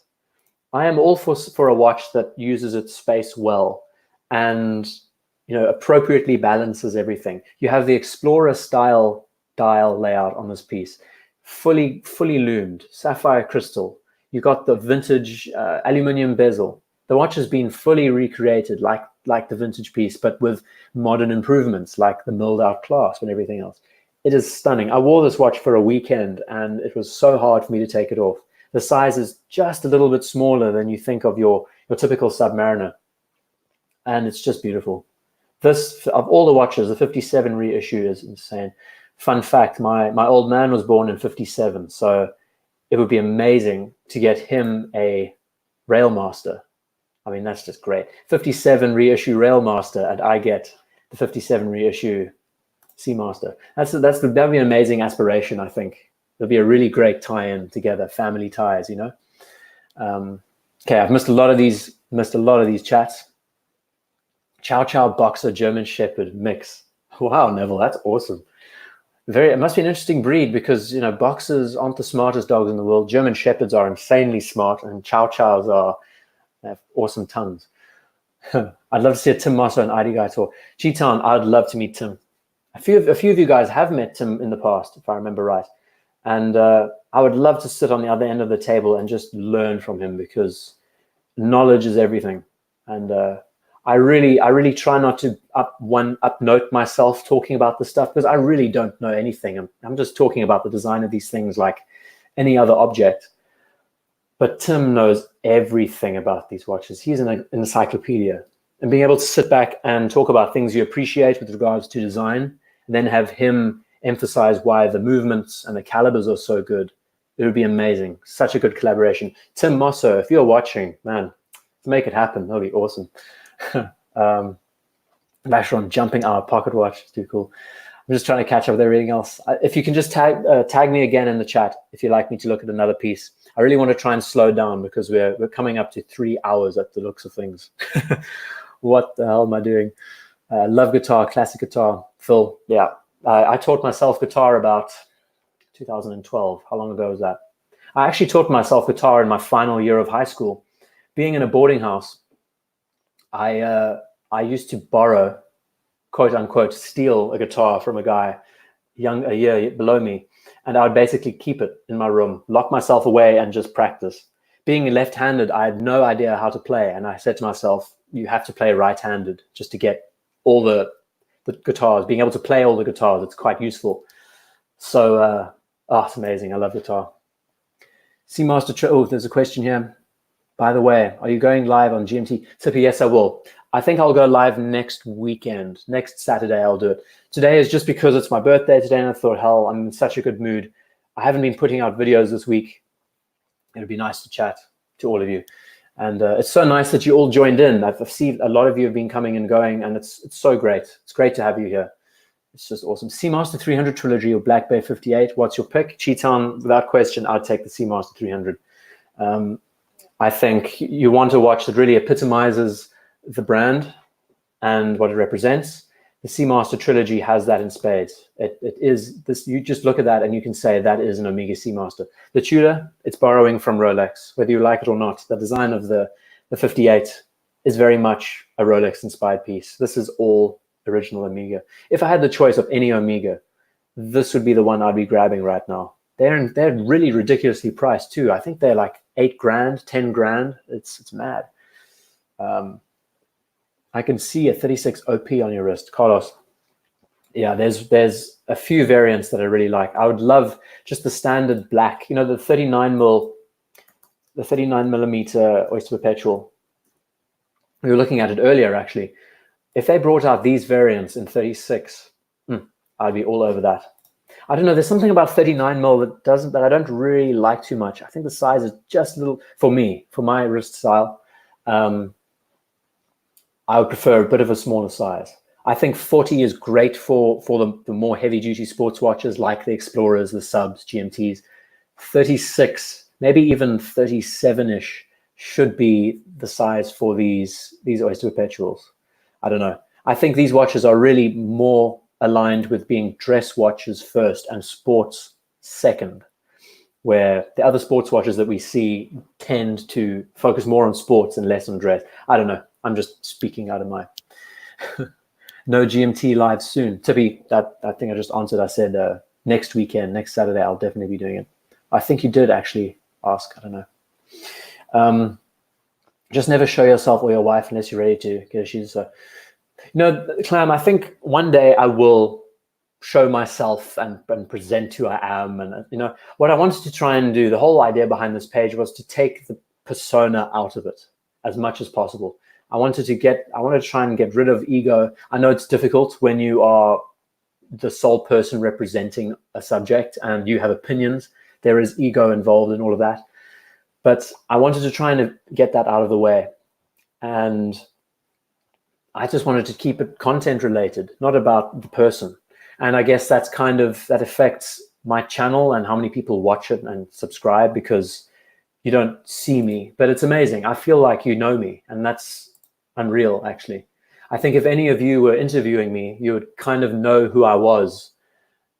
You kind of know who I was. Does that even make sense? James, I didn't see your question earlier. If you can repeat that again, that'll be cool. Just tag IDGuy in the chat and I'll catch up. Tudor will ride on big bro Rolex popularity. Yeah, that's it, man. Z, thank you so much for joining. It's been an amazing week. I've said that many times, and it's been crazy. Learned the cello but gravitated to guitar. That's amazing. 36, 38 for me is sweet. It really is a sweet spot. James, can you tell me what last attempt is? I missed your chat if you asked me something. Tissot Z, sorry. Okay, got it. It's very difficult for me to talk, scroll through images, and read the comment at the same time. Oh, I've seen this before a few times. Is this a reissue? It's a reissue of a vintage piece, if I'm not mistaken. This was built in around the 40s. I think it has a telemeter, no, it's a tachymeter dial, telemeter. There was actually, we discussed a similar watch, a Patek related piece earlier. Yeah, IDGuy is a real person. You won't believe it, Tippy. I'm actually a human being. There was chat a while ago that I was a robot. I'll go against that claim. I'm not a robot, I don't think. We were chatting about a Patek reference the other week when we were talking about chronographs. And this is so cool when having the telemeter inside and also the tachymeter and the balance is very bizarre. It's probably one of the coolest watches that Tissot makes, because they did some amazing stuff back in the day. New ownership has affected them in a few places, but I think reissues are great. If the watches are effective, there are some really cool reissues out there. I love it because you look at this and you think that watch is directly from the 40s. But this isn't original. Excuse me, the Value movement. I think this is the more modern one. I don't know. There's so many references out there. Have they made a recreation of this piece? I don't know. It looks cool though. Very cool. Difficult to read. I mean, it is just a clutter of dials and subdials from the 30s. 97 reissue. Thanks for that, James. It's a sick watch though. I like. It'll be nice. And I think Longines has done some amazing stuff recently, actually. Let's have a look. If I just type in Longines reissue, since we're on the subject, they've done some amazing stuff with their pieces recently. I've seen all kinds of previews. Great military-inspired watches. Look at this. Look at that. It's awesome. I think Longines has one of the best reissue spots ever. They've reissued the RAF pieces. This is a new reissue to these all mil-spec inspired pieces from 1945. I think there was a recent chat about this watch on a few pages. And then there's a brand new one that just came out recently with a sector dial. This is going to be a popular piece. Tell me you cannot like this watch. That, as a sector dial, that is how you do a sector dial right. That's pretty much that's the piece we can end the show with, actually, because it looks stunning. Okay. I don't know if you've seen this. What's the name of this reference, just for everyone's interest? Of course, I don't speak Norwegian. Longines, come on. What's the name? Scottish Watches chatted about it. Longines Heritage Classic. Okay, so if you're anywhere near Google, if you'd like to have a look at it, by all means, check it out. I'll pull this up to the screen again. Longines Heritage Classic. The case styling, this looks like an IWC Mark 11 in many ways. This is really, I think this is one of the most beautiful reissues that Longines has ever done. And it got a lot of attention. I think Watch Advisor broke the news a week or so ago. This is a Longines that you would buy. Exactly, Tippy. It looks stunning. The layout, and again, we were talking about FB Jaune earlier. We were talking about how the numerals are placed. When you offset the numerals and actually arrange them so that they follow the circular pattern of the dial, you have this beautiful sector finish, sub-seconds, it's clean. You know what? I would get this watch for myself. I'm not a dress watch guy by all means, but this would be warranted as a field watch. Beautiful. Absolutely beautiful. Look at those hands. Look at those hands, the way they're balanced and spaced. This is the watch that ends the show tonight, people. This is the one. Look at that thing. It doesn't take a lot to be outstanding, really. And this is an example. Absolutely beautiful. You bought that $400 Longines book. Oh, awesome. Thanks, James. I'm just going to try and catch up. I missed a few of these chats just talking about the sector dials. Yeah, it really is cool. Heritage Classic. Thank you, Freddie. Freddie, I haven't seen you tonight. Welcome to the show. And wristwatch experience. You've been here the whole time, and thank you so much. It's been a hell of a week, and couldn't be more happier. It's been great. If I would cross in real life a vintage Longines like Einstein's one, I like. Not be able to resist. I want to pull up Einstein's Longines. You're playing guitar for your living, Tom Austin. Please send me an email. I will link it in the description below. I love receiving emails from you guys, and I'm not the best at replying at them all the time or to them, but I will be more diligent over the next few weeks because I have some free time, and yeah, I plan on really focusing on the channel a bit more, getting some write-ups going. You know what? As a birthday watch, this is the one for me. I think that I really dig it. I love the case, the proportions, and it has that Explorer-esque sort of feel to it, right? Oh, it's too cool. I dig it. I don't know how we ended up on this watch, but whoever suggested Longines earlier, oh no, we were talking about Tissot, and then we jumped to Longines. Seamaster is the main watch, this as an occasional watch. M-Technic couldn't have hit it. You couldn't have hit it better on the head. And here are the two watches on the screen. How's that? Got them both on the screen. As a final two pairing, wow. I dig it. Really, really dig it. It doesn't take a lot to be interesting with what you do. This is such a good example of not only sparseness, but also brilliant use of space. I mean, look at the watch on the wrist. It doesn't look over-proportioned, oversized. Just the contrast of the finishing. I really need to get one of these watches in my hand because I would absolutely throw down money on this. I think it comes with a whole range of straps too. And Tippy, your email did help. I asked some very interesting questions, and the guys were actually blown away because I was able to just jump between 1 and 2, and it was very easy. Reed Cruikshank, thank you for joining. The interview was superb. I've had, if you listen to the beginning of the stream, you probably will in a few hours because I think it only like collects 2 hours worth of the stream at a time. I've had the most groundbreaking week of my life, absolute game changer. And the interview was gorgeous. It was 30 minutes long and ended up being over an hour. We had a great, great chat. Amazing that the stream's been going on for so long. I don't know. I'm just running on empty now. I'm getting into my fat reserves, I think. Let's get the stupid scroll bar. Don't know what. Come on, work with me here. So I think what I'll do is I'm going to end off the stream on this watch. This is the one that I've really, it's beautiful. You know, sometimes you can just look at it and go, beautiful. I almost thought you didn't. Yeah, Tippy, I'm sorry. This week has been rough. For the last month, I've been so bad with regards to replying to emails, keeping up track. You've noticed that the videos have been a bit different on the page. I've been doing audio-related videos, which have been great because they increase productivity tenfold, but they're not write-ups. So I've got to try and balance the two if I get some time. Yeah, but it's been too cool. So I'm actually going to close this off now. I think we've chatted enough about watches for one evening. I'll stop sharing the screen and just chat to you all for a while before we end the show completely. But Fauzi, thank you so much. It's been an amazing week. Absolutely loved it. You guys, and again, it's what I really wanted to do is just thank you all so much for being a part of this channel, this community, this page. I really wanted it to be a celebration tonight. It didn't really come across that way, but it's happy birth month, Carlos. That's how good the news is, really. The year. That's actually the whole year I'm going to be celebrating. It's going to be insane. Bedfondo, I'll be doing another stream on Saturday. That we're going to be talking about GMTs next stream, I think. And need a Longines video. James, I'm so keen to do a video on that new watch. I'm so keen. Next week, I'll be bringing out a video on the IWC Porsche design Ocean 2000. Gorgeous looking watch. I basically ask whether or not it is one of the best designed dive watches out there, and do a basic run through.